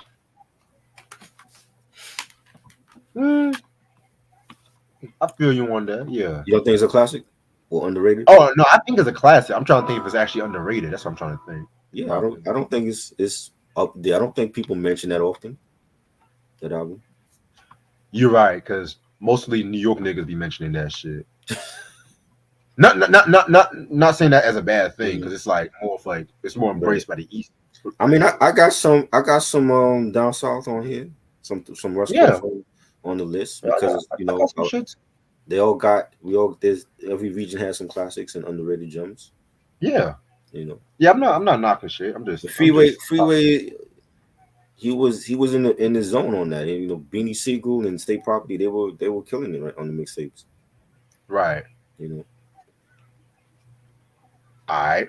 Now, 2004 was definitely a no-brainer for me. Master Killer's No Set Date. oh whoa, One of the best Wu albums of the 2000s, in my opinion. okay, This one, I do not hear nobody mention. You know what I'm saying? Because everyone always want to say after Supreme Clientele, the Wu Soul albums just kind of took it downhill and stuff like that. They'll only just focus on ghosts and shit. But I highly we'll talk about that very soon. I know I keep pushing a lot of that shit back, but I gotta brace myself for some of them Wu albums and shit. Um, you said what? we only got what like two left. Did we do Iron Flag? No, I meant the solo album. Oh, the We solo go album. the Oh Wu yeah, album. yeah. Yeah, we gonna do. Hey, Miss Jiggler. Yeah, cause we used to like do RZA's shit from the 2000s. Oh Uh, lord, which I think is underrated. The RZA album. really? Yeah. Digital Bullet and The Yo, Cure. I did not like those albums, You man. know, What? I mean, it's other than Ghostface, I wasn't too many other. Raekwon was dropping crap at that time, so I wasn't checking for his album. Oh, Meth just dropping crap. You know, I didn't even pay attention to the other like Deck and them. I didn't even listen to their shit. So I was it was either Ghost or it was RZA. honestly, you God stepped this game up. He did, but he did later on though. Like when Kino Speaker Yeah, came out and Venom, like those to me were better than his early shit. right. But yeah, back to No Set Date. This one was one of my favorite. I call this a near classic or a near classic. Like it's definitely it's not up there with the greats like built for Cuban links or liquid swords, but I call it second tier, but it's like transitional to first tier, if that makes sense. Right, I love songs like Old Man. that was dope. I love No Set Date was pretty cool too. I forgot which one, but one of them songs, oh Last Drink, which Hmm. use the cheer sample at the end of the track and shit like that. Hmm. You know what I'm saying? Your favorite show. It was already Uh done. CNN did it before him, I know. and they did it better. What was the song they did it for again? It's called Cheers, and they sampled they used the Cheers theme song. But I think it's they couldn't clear the sample, so it's unreleased. Okay, I'm gonna listen to that. I thought I knew which one you were talking about, but I got it mixed up with somebody else. But yeah, man, I know. But we definitely got to talk about this one day. I I think I heard it, got this but I album. don't. I remember certain songs like the Old Man. They have a video for Old Man with a ODB, and they did like the Sanford and Son thing. Yeah, Yeah, that was dope. I like that one. And what's the other joint you mentioned? I listened to that one, but I didn't. The whole album I gotta hear it again.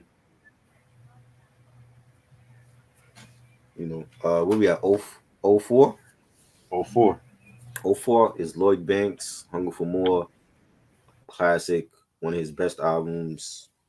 Love the production. We did a review on this too a couple years ago, and you had joints like Warrior was one of my favorites, and Playboy.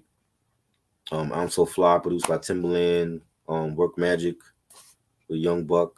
Snoop Dogg on I Get High. You know, just a solid album. Like Unit was putting out fire. It wasn't just 50. We had Banks come out. They had Buck come out with Heat. So definitely underrated to me.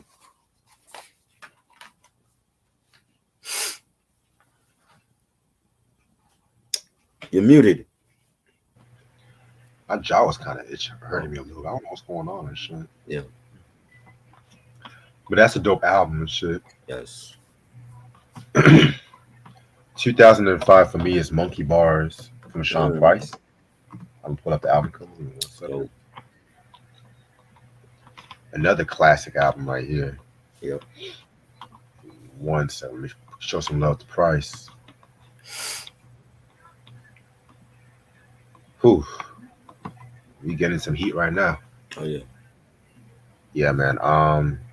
Very, very, very dope album and shit like that. This album to me, Sean Price definitely was one of the bright sparks of the boot camp clique Hmm.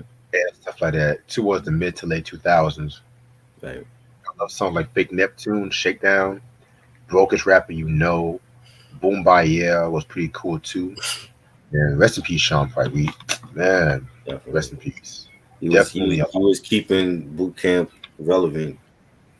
Like he's the reason why they still relevant now. You know. Right. Um. '05, I got Paul Wall, the People's Champ. A great Ooh, album, phenomenal album.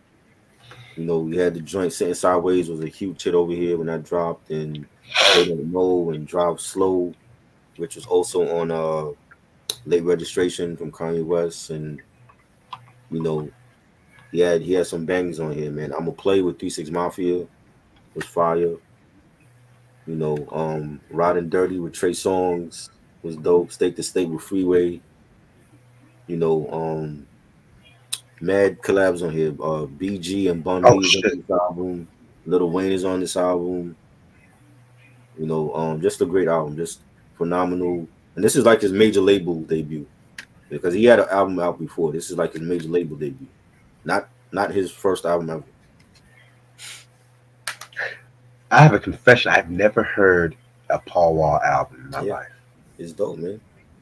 He got some joints. Hmm. He got some I joints. don't know. I just always, when I first listened to him back in the day, I just thought he was kind of Yeah. corny. I don't know. I Like was his kind of ignorant. his like he's still doing like he's doing like the boom bap shit with like Static Selector.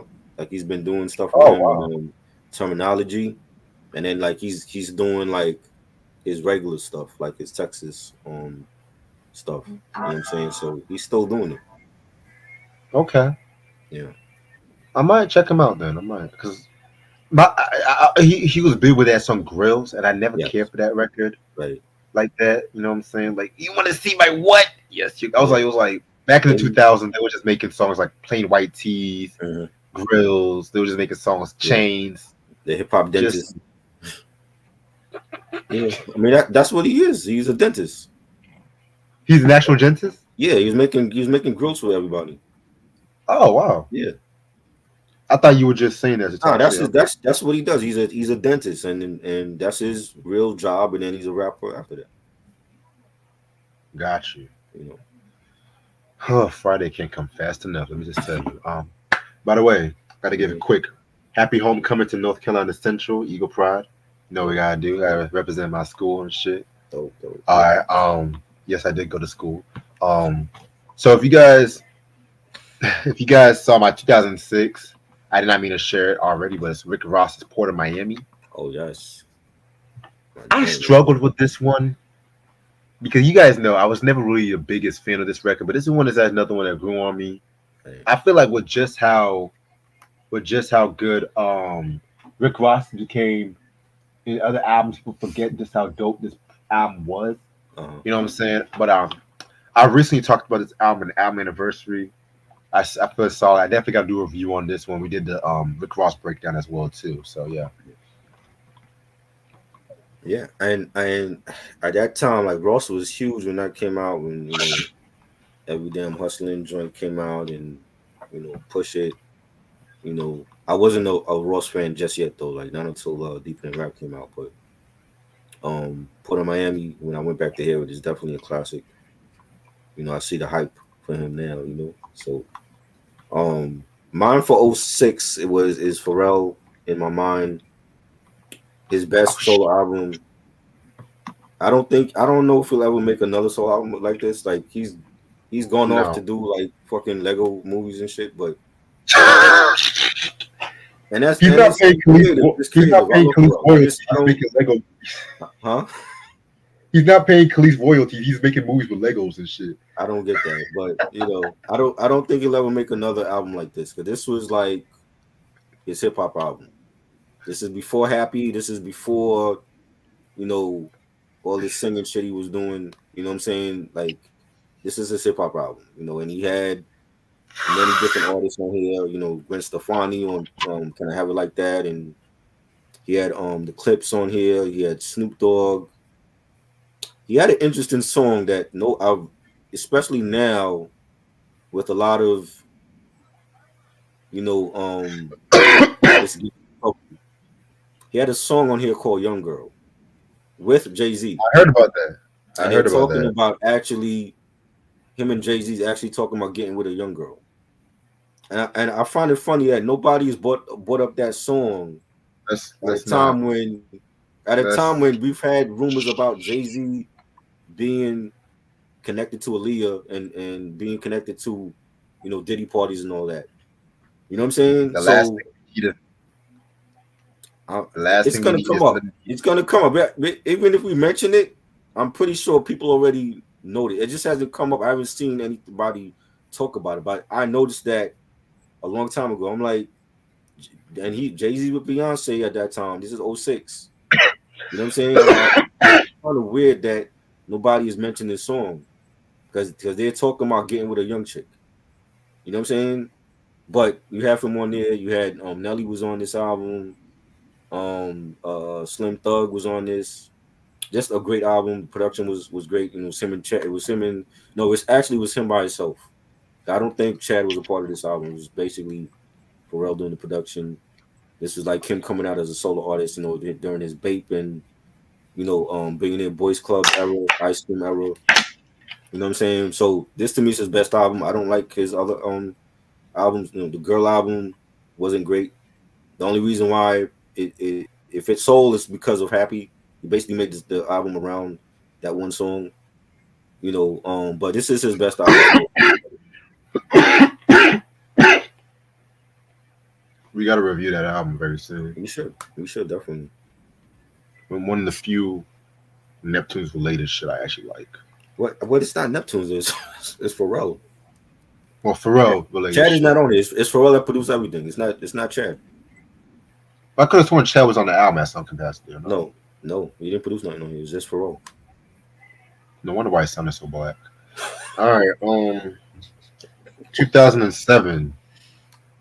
You know, this is a rapper I don't hear a lot of people mention. He is definitely an underground rapper. When I mean underground, he is underground hip hop to the fullest. My man Percy motherfucking P. Perseverance. Oh my god. I didn't expect that. Yo. Let me talk to y'all motherfuckers. Let me educate y'all motherfuckers about something. Percy P is one of the top 10 most underrated MCs you've never heard. I gotta pull out my Dr. Umar. Let me say it again. You know how Dr. Umar always say, let me say it again and shit. Percy P is a top 10 MC you've never heard of. You know what I'm saying? Class. I mean, all my DITC motherfuckers, y'all know him. The Yes You May shit. Right. You know what I'm saying? Y'all know him, but he done guest appearances with everybody from Jurassic 5 to Cool Keith, to Jedi Mind Tricks. You know what I'm saying? He had a dope ass verse that Walk With Me from the Visions of Gandhi album. Right. But he finally dropped an album in 07. You know what I'm saying? Fire album. And of course, who produces this whole album? Everybody's favorite producer, Mr. Madlib himself. And you know you're gonna get a motherfucking banger.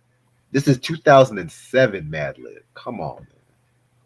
I mean, yeah, songs like Legendary Lyricist, Two Brothers from the Gutter with Diamond D. See, Percy never forgot about Diamond D, unlike some motherfuckers who we're not going to talk about, who claim that they're Diamond D's best friend, but at the same time, we haven't seen them in an album since the Who, debut album. who we talking Um, about? Who we talking you about? know, Who? Joseph, Joseph. yeah, Fat Joe. Oh, oh yeah. I didn't see the interview. So what? I know he was Oh man, saying something on there. I just said to myself, if he's your quote unquote best friend, how come he's not always? He Yeah. gotta give you some dope beats, but you always so quick to go to Cool and Dre. It's a different. I mean, there might be an understanding between them that maybe Fat Joe wanted to do the mainstream shit. I You mean, know, because even sometimes I forget that this is the same Fat Joe from DITC because you too. he's long removed from that sound. No, he's not doing that sound no more. I feel like there's three Fat Joes. There's Mhm. DITC Fat Joe, there's Terror Squad Fat Joe, and then there's everybody's favorite hip hop storyteller Fat Joe. Right. And no. I'm gonna rephrase that. Then there's exaggerated Fat Joe because There's Fat Joe that did crap with Cool and Dre that's the to, Terror Squad to Fat be Joe. mainstream. No, but Yeah, Terror Squad he didn't start off like that as when Terror Squad do. but when I mean Terror Squad, I mean like mainstream Terror Squad, Oh yeah. not because what he was doing in early Terror Squad, like Don Cartagena, he was still Right. technically He was, DITC yes, he was esque. still DITC. He he became a household name really. I hate to say it when he did that. What's love? I hate to say it. Yeah, yeah. That And what's then Lean love? Back came Yes, he out, did. and that was a wrap. Yeah, Don Cartagena. That was his breakout album. Yeah. But Jealous One, Still Envy. That was his breakthrough. Mm. I hate to say it. I mean, yeah. I hate to say it because because let's be real, pun that could have Don Cartagena is pretty much a big pun album. Right. But why are we talking about Fat Joe? But yeah, Percy P, very dope MC. Perseverance. We have to talk about this album one day. Yeah, One day. for sure. Gotta pull him out of jail with a damage on. One day. One day. All right, I got another underground MC oh 07 Evidence, the Weatherman LP. Oh shit. From Dollar Peoples, and it was produced by Alchemist and DJ Babu from Dollar Peoples and Evidence itself, Jake One, Sid Rome's, and you had Mr. Slow Flow was a single that was dope and all said and done. You had Down in New York City, Let Yourself Go with Alchemist and Fonte from Little Brother. Yeah, it was a dope album. He had a couple of features, but I think this one got slept on. And then like by the time Cats and Dogs come out, and whether or not I think people caught on to him, but definitely an underrated solo album. Oh yeah. I never got to listen to that one. All right, we're almost there. Damn, it's about to be 3 in the morning. Shit. All right, we close. We close. All right. Number 2008. This is where I was struggling a little bit, Mm-hmm. but I think I found a banger. Okay. It's Late Night Cinema by the Blue Sky Black Death. I don't know if you heard of them. Nah. Who are they? I feel like I know them. They were on my Baby Grande. They consist of Ryan McGuire, Kingston, and Young God. Oh no, I didn't hear that one. I'll show you that. I heard this one a couple times. Like I said, I was struggling at this point. I was like, yeah, I'm just gonna throw shit in. Fuck that. Right. But there's some cinematic hip hop right here. And some stuff like that too. You know what I'm saying?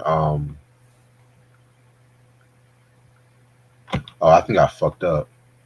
Oh shit. This is not even a debut. I fucked up. That's not good. Nah, this is the second album. I fucked up. Dope album, but yeah. I'm gonna be real. I'm gonna skip 2008 then. I'm sorry. I couldn't find some shit I liked. I couldn't find. I got speaking of Jake One, I got Jake One, White Van Music. He from Seattle, great producer. He's done stuff with G Unit. He has a side group with Mayor Hawthorne called Tuxedo. They do funk and R&B. You know, he's done stuff for. He did a John Cena theme song. You know, the time is now. That's him. And he had a great compilation album with MF Doom, rest in peace, and MOP was on this album. Prodigy was on here. Casual from High Road. You know, Little Brother, Paz de Newsome de la Soul. Just a great compilation. He doesn't rhyme; he just do beats, and he had a lot of great production on here for like different artists. So I heard that album one time mhm. back in 2012, I think. Yeah, yeah. This is on Ramsey's too. It's on Ramsey's records. Oh, you know Ramsey always got that. Yeah, All right. Okay, where we at? 2009. yeah. All right. This is a mixtape. You know, today's generation will call it a mixtape album, which I kind of hate that motherfucking term and stuff like that too. Hate that motherfucking term. Yeah. That's like saying a pancake waffle. They think just because they put syrup in anything, they can just call anything a pancake or a waffle or some shit. But anyway, we recently talked about this album. It's Tyler, the Creator with Bastard. Oh yes, Yes, great album. very dope album. This album came out Christmas of 2009. Yeah, that's a nice way to celebrate the Christmas spirit. Talking about like fucking and just some crazy tripped out shit. Yeah, that's a nice way. Yeah, this is the same motherfucker that came out with the Grinch soundtrack and some shit. That was actually. That was actually I good. love that. I love that. I love that. You know Yeah, what? that was fun. This is the same motherfucker that the album called Flower Boy. Yeah. Oh my god! Now he's I don't know what to describe his new sound now. Or You got shit. I can't wait. Chroma Copa coming out. That's what he's calling some Coma Copa. Yeah, something like something like that. King Cooper. Is it King Cooper? Bowser, like some Bowser shit. No. Let me stop. Let me stop. But yeah, Bastard is a dope mixtape. We recently done a review on this one, so y'all can check it out on the channel. I don't want to spend too much time on this because I don't like to repeat myself. Wow. All right. 09, I got Kid Cudi, Man on the Moon, his best one in the trilogy. God, I love the production from Dr. Genius and Kanye West and Wayne Pat, the kick drums. You know, when he had joints like Pursuit of Happiness and Solo Dolo, one of my favorites, and Make Us Say, Night and Day was the first single. You know, just a great album. You know, and I feel like he's an eclectic taste. He's not everybody's cup of tea. You know what I'm saying? Not everybody doesn't like him, but I think he's a dope artist. You know, I don't feel like anybody sounds like him. You know, and even with him, like he has some albums I don't care for, but this is one of his best albums. it's like I like that album, but I just feel like he's overrated. I'm sorry. Well, He just wants to be drugged up. He's like one of those rappers. I don't know if he's overrated. I feel like he is an eclectic taste. He's just not for everybody. Yeah. You know, He's just very peculiar. I just don't understand him sometimes. he's peculiar. He's just very peculiar and shit. I just don't understand the man sometimes. Like, I know he want to say, "Oh, mental health." Mhm. Oh, okay, I get mental health, but sometimes motherfuckers have the right mind to do shit. Sometimes I'm just gonna say that right now. But he's just always been very peculiar. It's like that word is always funny. Peculiar. You're so peculiar. Like, what the fuck? Anyway, 2011. This one was a no-brainer, and I'm gonna explain why. It's Kendrick Lamar's Section 80 and stuff like that too. Now, motherfuckers, I could have either gone with Overly Dedicated or this album because technically Overly Dedicated was like his debut mixtape. Mm. Well, that's actually his fourth mixtape. That's his breakthrough mixtape, whatever. But this one is his first album and shit. You know what I'm saying? Niggas forget how great this album was when it came out. Well, yeah, I'm gonna say that because honestly, when it came to this album, Kendrick was still he was still pretty much that K dot era, Right. but this is when he's first truly realized work and stuff like that too. Right. You know what I'm saying? I remember when I first got my hands on this copy, and I was searching for it. And this album was so hard to come by. Niggas is still mad at me. I got a copy of this one, but I ain't gonna tell you where I got it from. That's my secret. But um, yeah, man. Songs like "Fuck You Ethnicity," "ADHD," "High Powered," one of J. Cole's best beats he's ever done. Right. You have Absol's outro. Ooh, Hold Up, another one. Keisha's song. Poe Yeah. Man's. This is the Kendrick Lamar at his rawest fucking form Definitely. and whatnot. I mean, I love every album he came out in his discography, but niggas forget about this one and shit. Mhm. Ooh, I just get chills, man. High school memories, man. I'm telling you. Now, 2011 was that had some joints. I was gonna pick Mac Miller's Blue Slide Park, but I feel like he's already known. He already got his accolades. So I decided to go with Saigon, the greatest story never told. Classic Mm. album. We did a review on this last year, I think it was. Produced by Just Blaze. The album got leaked before the release. But when it came out, it was fire. You had joints like Friends and you know well, Come On Baby with the Swiss Beats and Jay-Z was on that. You know, you had Enemies. The clap with Faith Evans, Preacher. That also has a video for that. Just a great album by Saigon. I think he's highly slept on lyrically, and still to this day, I think this is his best album because he came out with a part two for this and it wasn't as good, but still to this day, this is like his best album. Definitely. Now, I struggle with 2012 a little bit. This is one of those. It deserves more respect.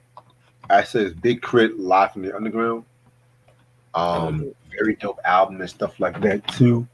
Do I have this? Yeah, I do got this album too. Yeah, perfect. Yeah, man.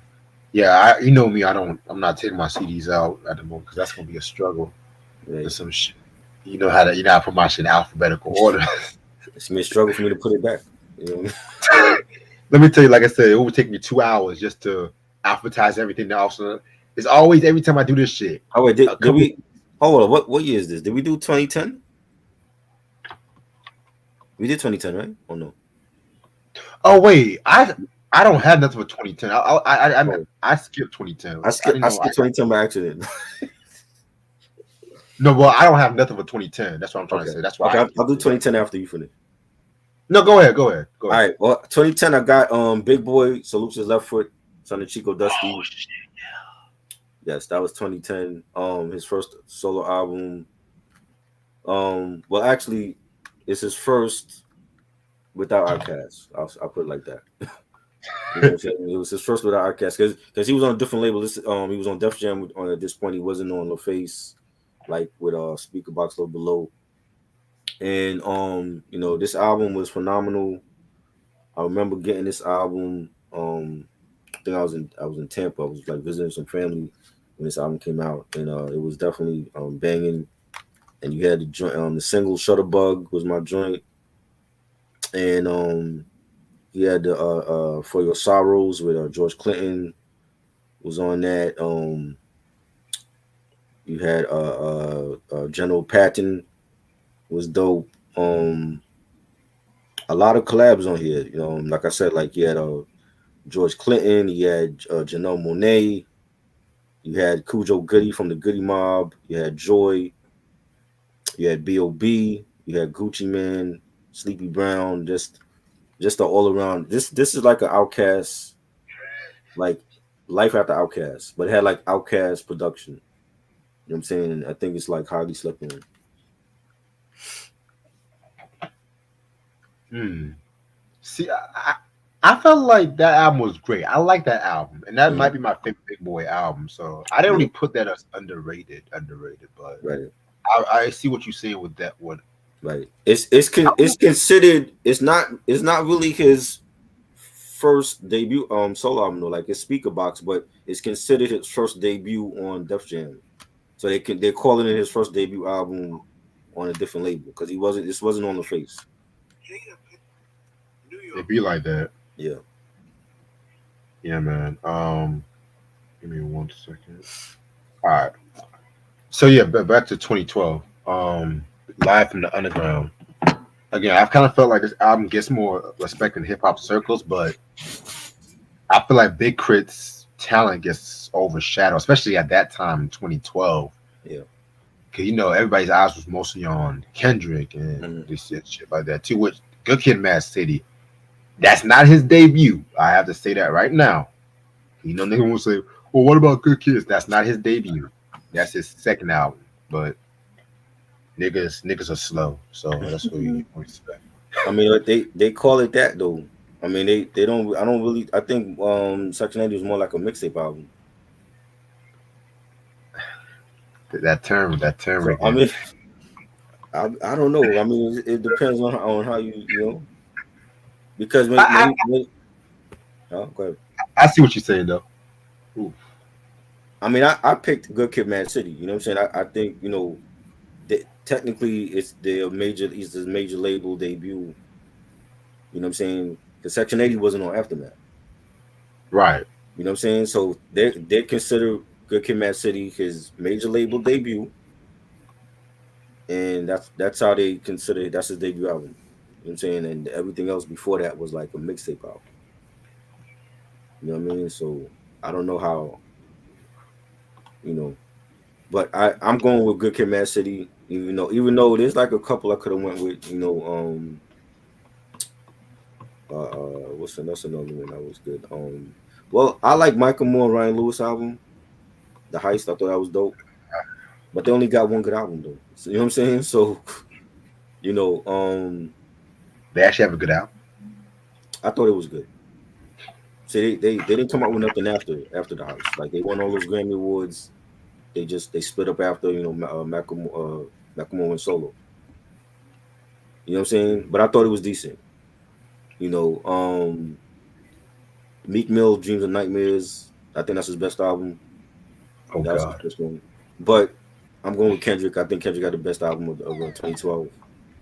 And when you overly dedicated is a mixtape, it's not an album. It's a mixtape. That's how they count it. Everything Mm. before Good Kid, Mad City is counted as a mixtape. You know what I'm saying? So that's like his major label debut is Good Kid, Mad City. So I'm going with that. Great production. Um, Pick the right singles. Swimming pools and Bitch Don't Kill My Vibe and Poetic Justice with Drake. I love that song. Great collab, which is ironic how they're beefing now. Right. Yeah. Hey. They released that as a single. That's a video. There's a video with them. It's crazy. Yeah. You had sing what was it, Sing for the Moment? That was my joint. Sing About Me, that was my joint. Yeah, I love so that. Right. yeah. And then you got the bonus track with Dre, The Recipe, which to this day was like still the only collab he did with Drake on a Kendrick album, which is crazy. You know. I remember that the recipe was big. I remember that song. The Yeah. video was always on 106 in Park and Yeah. shit. Yep. Yeah, man. I knew when I saw that song, I was like, I knew he was gonna be something special. And shit. Hmm. Well, actually, swimming pools drink. That was what I was like, yeah, Yeah. that song was crazy too. Hmm. Yeah. Straight up.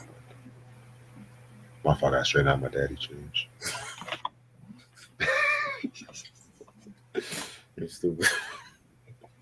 Yeah, they were motherfuckers trying to read my fucking necklace and shit, bro. Mm. All right, 2013. I gotta go with Soft Face. So I almost put Denzel Curry's Nostalgic 64. right. I almost put that there. But that one I might have to do a review on because I have to re-listen to a lot of Denzel Curry albums to be real with you. Right. That's a rap I feel I don't get a lot of credit. I know he don't. I know he's not your cup of tea either. Nah, he's not. But I know you always mention him, so I'm like, yo, it's like I'm surprised you haven't done nothing on him yet. Yeah, because I'm waiting for the right moment. Okay. Oh Lord. Uh, oh, okay, but this one's a very dope album. This was Inspector Deck and Seven Ellen Esoteric. You know what I'm saying? I remember when I got this album back in like 2014, 2013, 2014. I ordered it off Amazon. Back when I had Amazon gift cards and shit like that. All my motherfuckers know about that. $50. Back when Amazon used to have album that cost like a penny, Right. ass shipping and handling. Y'all before Prime. That's all I'm gonna say. Amazon before Prime was something different. Yeah. But these days you can't even find classic albums on Amazon like that. You gotta go on either eBay, but that's another story for a different day. And you got songs like Cements 3 with Rock Marciano, Savagely Attack with Ghost. Oh man, Let It Off, World War 4. You know what I'm saying? I never got to do a review on this album very soon. You know what I'm saying? Next to Uncontrolled Substance, this is Inspector Deck's best work, in my opinion. Yeah. We got another album that we did a review on, Earl Sweatshirt, Doris. Classic album on Columbia Records that we talked about rap, rappers being on Columbia Records and they didn't get no promotion, but Columbia Records definitely promoted this album.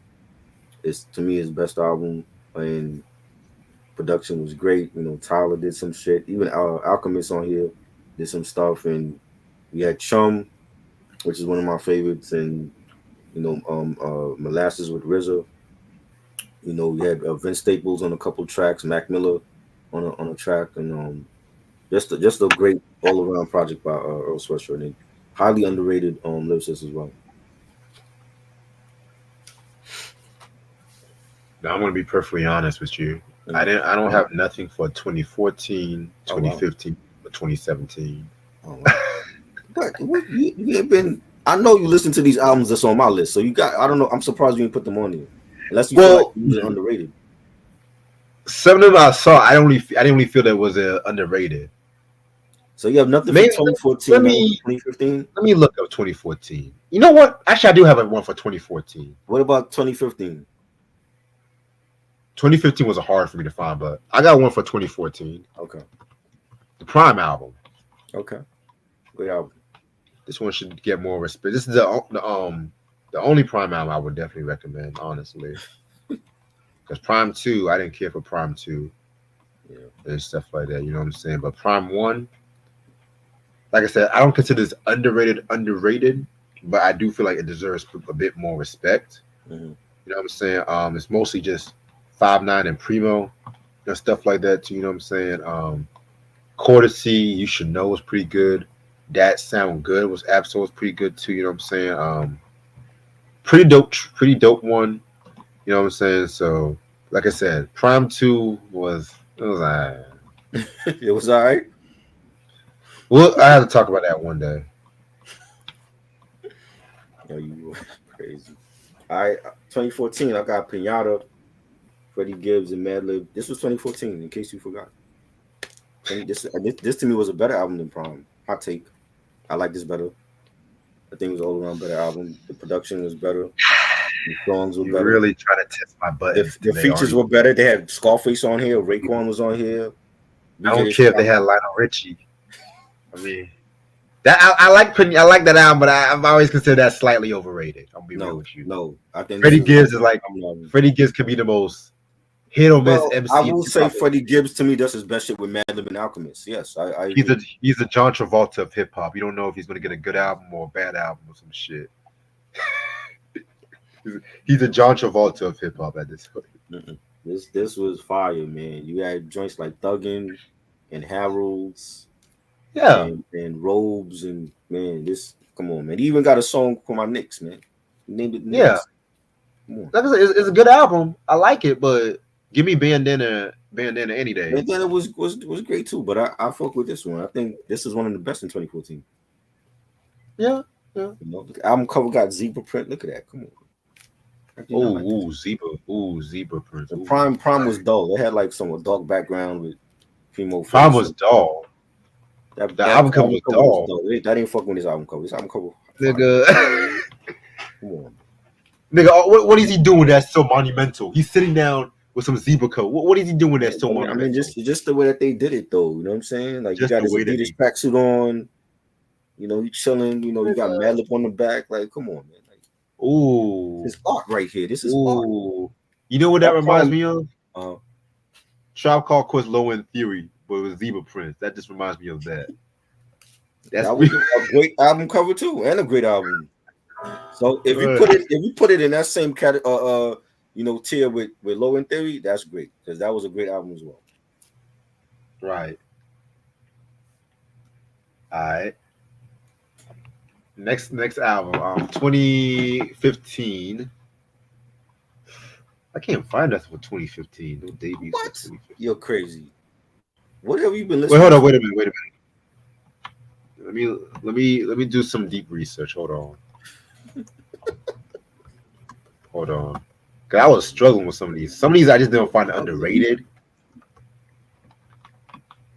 Let me see. You crazy. You know what? So I'm gonna go you didn't there. like nothing in 2015? No. I like some stuff, but you know what? This deserves a bit more. Y'all might laugh at me for this one. Mm-hmm. Y'all might laugh at me for this one. And I'm gonna take all the heats, but you know what? I like Ray Shrimmer's Shrimmer Life. Oh my God. Out of Yeah. all the albums in 2015 that Hey, you picked that. hey now. I told you when it comes to these debuts, I'm not gonna pick the best known debut albums and some shit. You know what I'm saying? But you know what? I let me explain. Let me explain. I mean, when I was entering college and shit, Mm-hmm. these niggas was like the hottest niggas that like that. No flex zone, no flex. And don't get me. I thought there was some passe kind of shit. You know what I'm saying? It still is Like, passe after 20 years. It still is. What do you mean? can After I 9 talk? years, it is passe. Let me talk. Let me talk.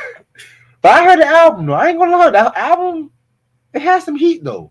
Oh my Like Michael made it did most of the beats and shit. I mean, I don't like everything. I don't like everything. No Type was cool. Safe Sex Pace Checks that was hot as fuck. Um, I didn't care for Throw Some Mo. I didn't care for that one. Up Like Trump. Wow, that song aged like wine and shit. But you know what? Hey, I'm not a bougie hip hop head. I like God. my pop rap too, somewhat. You know. You Hey, better hope Trump don't get in office again. That shit gonna be up, up like Trump. That shit gonna be up again. hey, I don't give a fuck. I don't give a fuck about Harris or Trump. I don't give a fuck, honestly. Give me Cornel West for president. That's all I say. 2015 had Joey Badass before the ass. How could you not like that? That's his first album on a major label. That I like it, but I Mhm. don't consider that underrated. Me personally, I don't That's consider that. it's not nope, it's underrated because it is not mentioned with the same albums, even from that era. Nobody Yeah, but mentioned I it. don't like the album like that. I'm gonna be real with you. I You don't like like it? Joey. I don't like the album You because like I you consider like that. you like the but you like the mixtape Joey. Yeah, this is album Wait, wait, Joey. wait, wait, wait. No. I like No? All American Badass was dope. I like that Yes, one. it I even was. like yeah, but I like this album. Don't get before the ass. I like Mhm. it. I just don't love it. Key Okay. difference. Key difference. Okay. You know what I'm saying? It's a good. It's a good. Even when it comes to debut hip hop albums, they don't mention this album. They mention his mixtape shit, like 99 and Summer Nights. You know, Yeah. they'll mention Some night. this. Yeah, they'll mention American Badass, but they won't mention this album. This album has some heat. Yeah, DJ Well, Premier on this album. yeah. I was a fan of Unique before all y'all motherfuckers knew who Joey Badass was and Yes. Raising So Cane's. Let's so keep was it a I. buck. Yes. When I Ray know, I know. I came, mean, you and me, but it's yes. like everyone's now a Joey Badass fan because niggas on Power. It's like nigga, I was a fan of him when he was pro era. And unfortunately, the problem now is now that he's a big star on Power, he's coming out with more mainstream shit and he's singing. You know what I'm saying? No, tell me you're Yeah. lying. Yes, he is. Tell me you're Yes, he lying, is. No, please. I'm Is not. he a good singer? No. Oh, He's not. oh, He reminds me of oh, Wiz Khalifa when Wiz Khalifa started singing. oh, oh, You know what I mean? And I oh. get it. Like, and he might be taking his his music into like I could see him taking his music into like a neo soul, sort of like what Mac Miller did later on in his I career. mean, But it don't work for everybody though. You know what I'm it saying? don't. So I like boom bap it Joey. I I like do, Black but Star, but I Black think Moon he's influence. past that because he's done more features with other artists, but like he's dropped some recent singles, and I feel like he is gonna be in that sing songy bag, unfortunately. You know what I'm So I guess saying? Andre And 3000 gonna play the flute for him in his next album, right? you never know. He might pull out a guitar or ukulele or some shit. I don't know. But I'd be I like, feel like he's well, going in that direction. He's going away from the pro ever shit. And the pro ever shit is what we love him for. yeah. You know what I'm saying? Like when you hear Big Dusty was fire. Big Dusty and Paper Trails and Christ Conscious, like those are like some of his best songs on this album. And we not getting that Joey no more. So he got like supermodel chicks in his video now and all that. So Oh I Jesus. don't know. I don't know. Oh Jesus Christ. But this is the Oh Joey no. I missed. I missed this Joey when he was Oh, dreaded, when he was rocking jeans, and when he wasn't doing no Gucci oh. cologne ads and all that. That's the Joey I miss. But he does Gucci with ASAP Rocky too. Yes, he was in that Why commercial. are these black motherfuckers doing Gucci commercial and Gucci don't give a fuck And about us? and remember he had a movie on Netflix. He had a whole movie on Netflix. I didn't even see that shit. Yeah, he's acting now. So we ain't getting all pro ever Joey no more. I know niggas have to do some different shit, but I don't want to see Joey Badass with his shirt off, wearing a white button-up shirt, looking like he's gonna be in Diddy's all-white party or some shit He like already that. did. He did the Gucci ads already. Oh Lord. Oh. All right. Good night, Q. I did find something for 2016 though. You Believe it or did? not, Okay. I was doing some deep research. I was like, you Oh know my what? god. Oh my god. I was doing some deep research. Oh My my boy Isaiah Rashad with the Sense Yes. Tirade. That was a great album. That's his best album to me. Yes. That's his best Yes. album. Definitely. Yes. Oh my god, man. I was like, damn, I forgot about this one. Shit. What the fuck Yep. was wrong with me? Damn. See, I went from Ray Shrimmer to Isaiah Rashad and shit. I went from Wow. Evolution. evolution. Mm. The evolution will be televised.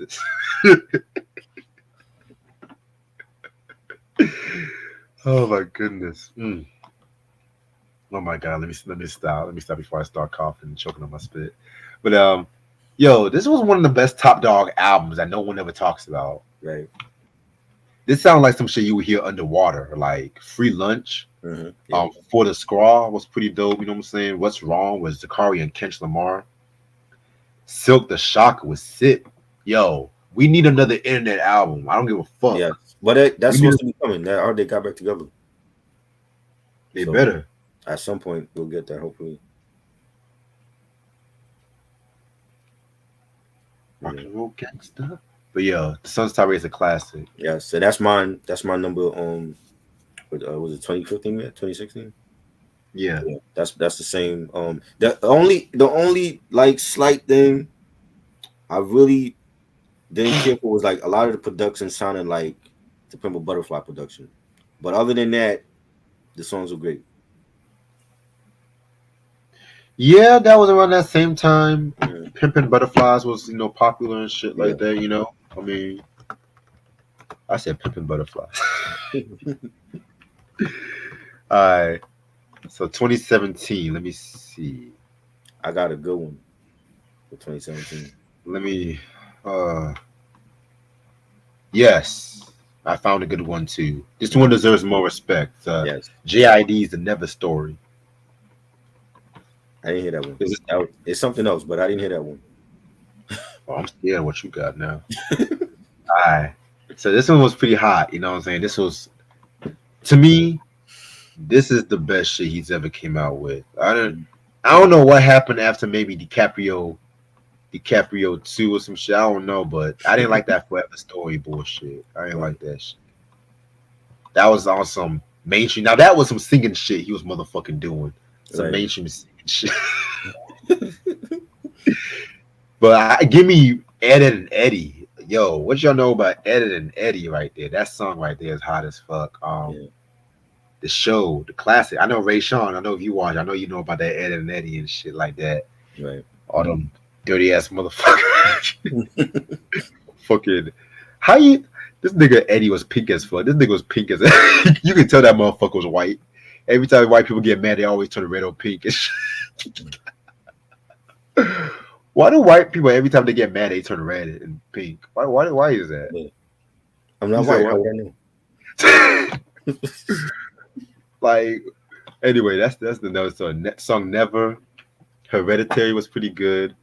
A701 with Black. Oh, whatever happened? Where's Black at, yo? Black? Whatever happened? Huh? Black who? Which one? You know the one with 6LACK.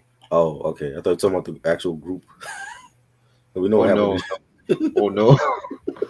Rest in peace to Tina Reid, but we don't need no more Black albums. Yeah. But yeah, this one's pretty dope. I like this one.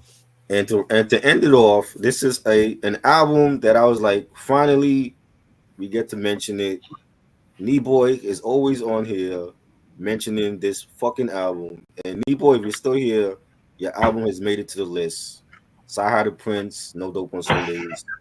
It is a great album. Yes, that was a great album.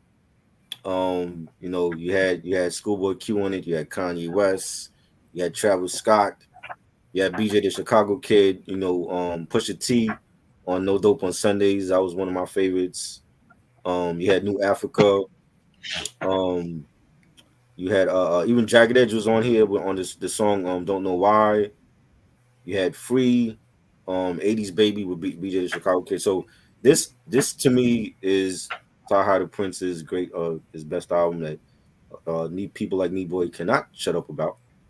And I loved it. I think it was definitely his best project. Yes, definitely. And we're gonna end this off right here. We're gonna conclude it next week and shit like that too.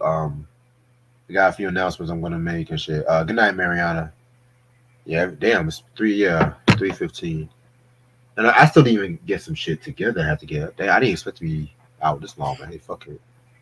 Epic night tonight. But so tomorrow we got 2 videos tomorrow, which I don't know why I'm still up with 2 videos tomorrow. We got the Redman beat battle. Yes, Battle of the Bengals is coming back officially. Right. We coming back for that ass. Yes. We're gonna do Redman's. This time we're gonna do something about Battle of the Bengals. We're not just gonna focus on producers. Mm-hmm. Sometimes we will be focusing on motherfucking guest appearances, just regular songs too.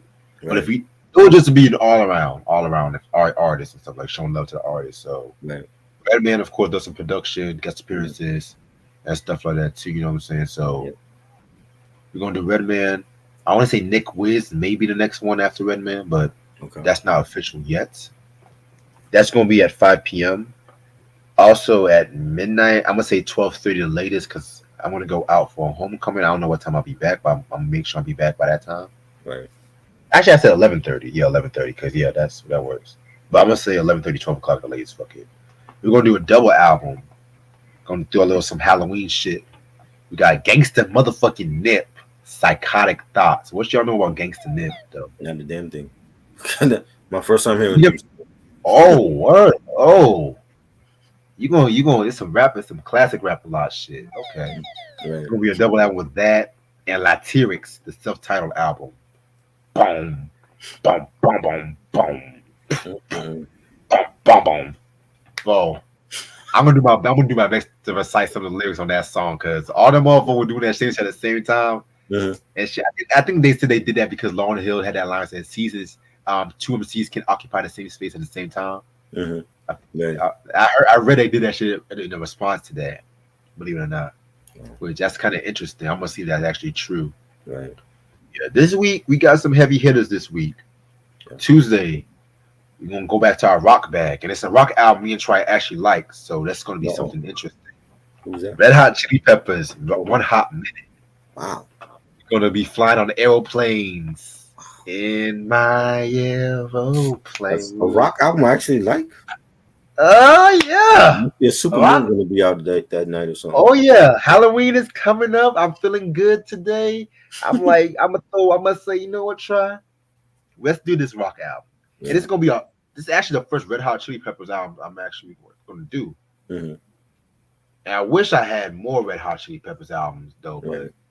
a lot of the albums are. Well, I think I do have this album. Hold up. I think I recently bought. Didn't, I don't didn't know. you buy Blood, Sex, and Magic? I've been had that. You've been had, okay. So you got that. Yeah, What else you have? And you have this one. that's a good damn. I have so many albums to try. I gotta. Let me double check. I got the albums right here. Hold on. Let me double check because. No, I don't actually have this album. I just have Blood Sugar Sex Magic. Okay. Damn, I thought I did have this. It's, I almost bought Californication at one point. I'm just that like, one I have. I have that one. I know I'm gonna get that album everywhere. I mean, I like that album. I don't love it though, but we're gonna talk about that one day. I love that one. I mean, it's still a great album. I'm more funky. That was transitional Red Hot. That was transitional Red Hot Chili Peppers when they were off the drugs and shit. When they were off the drugs and shit, you know what I'm saying? Mm-hmm. Yeah. Not promoting drug usage, but Right. yeah, y'all know how I feel. But Mm-hmm. we'll talk about that when we talk about that on Tuesday, because I never actually went full thoughts on Red Hot. Right. We got another double review. Well, we got two videos on Wednesday too. Let's see if I can make this work. We got Currency with his recent album, The Tonight Show and Encore. That's a double review at 6 p.m. And then we got the Ghostbusters Afterlife movie review at 12:30 a.m. I'm gonna save the real Ghostbusters for next week because I don't have a lot I'm doing next week anyway. So next week might be one of the 2 weeks. That's my birthday week, so I'm not even gonna do shit like that. So yeah. That's all for this week. I might have some pre-recorded shit I'm gonna throw in. Right. I actually got a lot done with the recent video I'm working on, believe it or not. So I'm happy about that. Yep. We got the real Ghostbusters coming next week. Ray Sean's gonna join us for that one. Nice. I'm thinking about also doing Night Court either next week or the week after next, but I'm not too sure yet. Okay. And, but let me see how I feel because I know the Boondocks is gonna be the week of election day week. So a lot of those shows I don't need that much time on anyway. So they just hit it and quit it. You know how I do. Double entendres tonight. So anything you want to say before you head out? Subscribe to both of us, by the way. I'm dropping the new unboxing vid. I did waiting for it to be processed, but that's coming out Monday. Shout out to Darrell D. He sent me a package full of goodies, so look out for that. And Tuesday or Wednesday, me and Mike are gonna do the Joyride movie review for the first one. Ooh. So look out for that. You mentioned that to me. Yeah, he said either Tuesday or Wednesday. So either one of those days on his channel, we're gonna be doing Joyride and with Paul Walker and Steve Zahn, Lily Zabisky. First one was the best one in the series, so that'll be fun. Okay. Alrighty. Shout out to Mike. Shout out to everybody. Y'all make sure y'all check out that tweet review that they've done. I share that on the community and stuff like that. You know what I'm saying? All right. So yeah, so we're gonna end off this video off right here. Just in case you guys were wondering when we did this, we did the 8-Ball MJG review about 2 hours ago. And you guys can, like I said before, if you guys want the album, it might be a bit hard to come by, but I feel like the 2009 reissue might be your best bet when it comes to getting on top of the world. Oh, and next week is going to be the double review of 8-Ball MJG's first solo albums. Not all his solo albums, just the first one. Right. Appreciate this try as usual. I'll see y'all niggas later. Peace.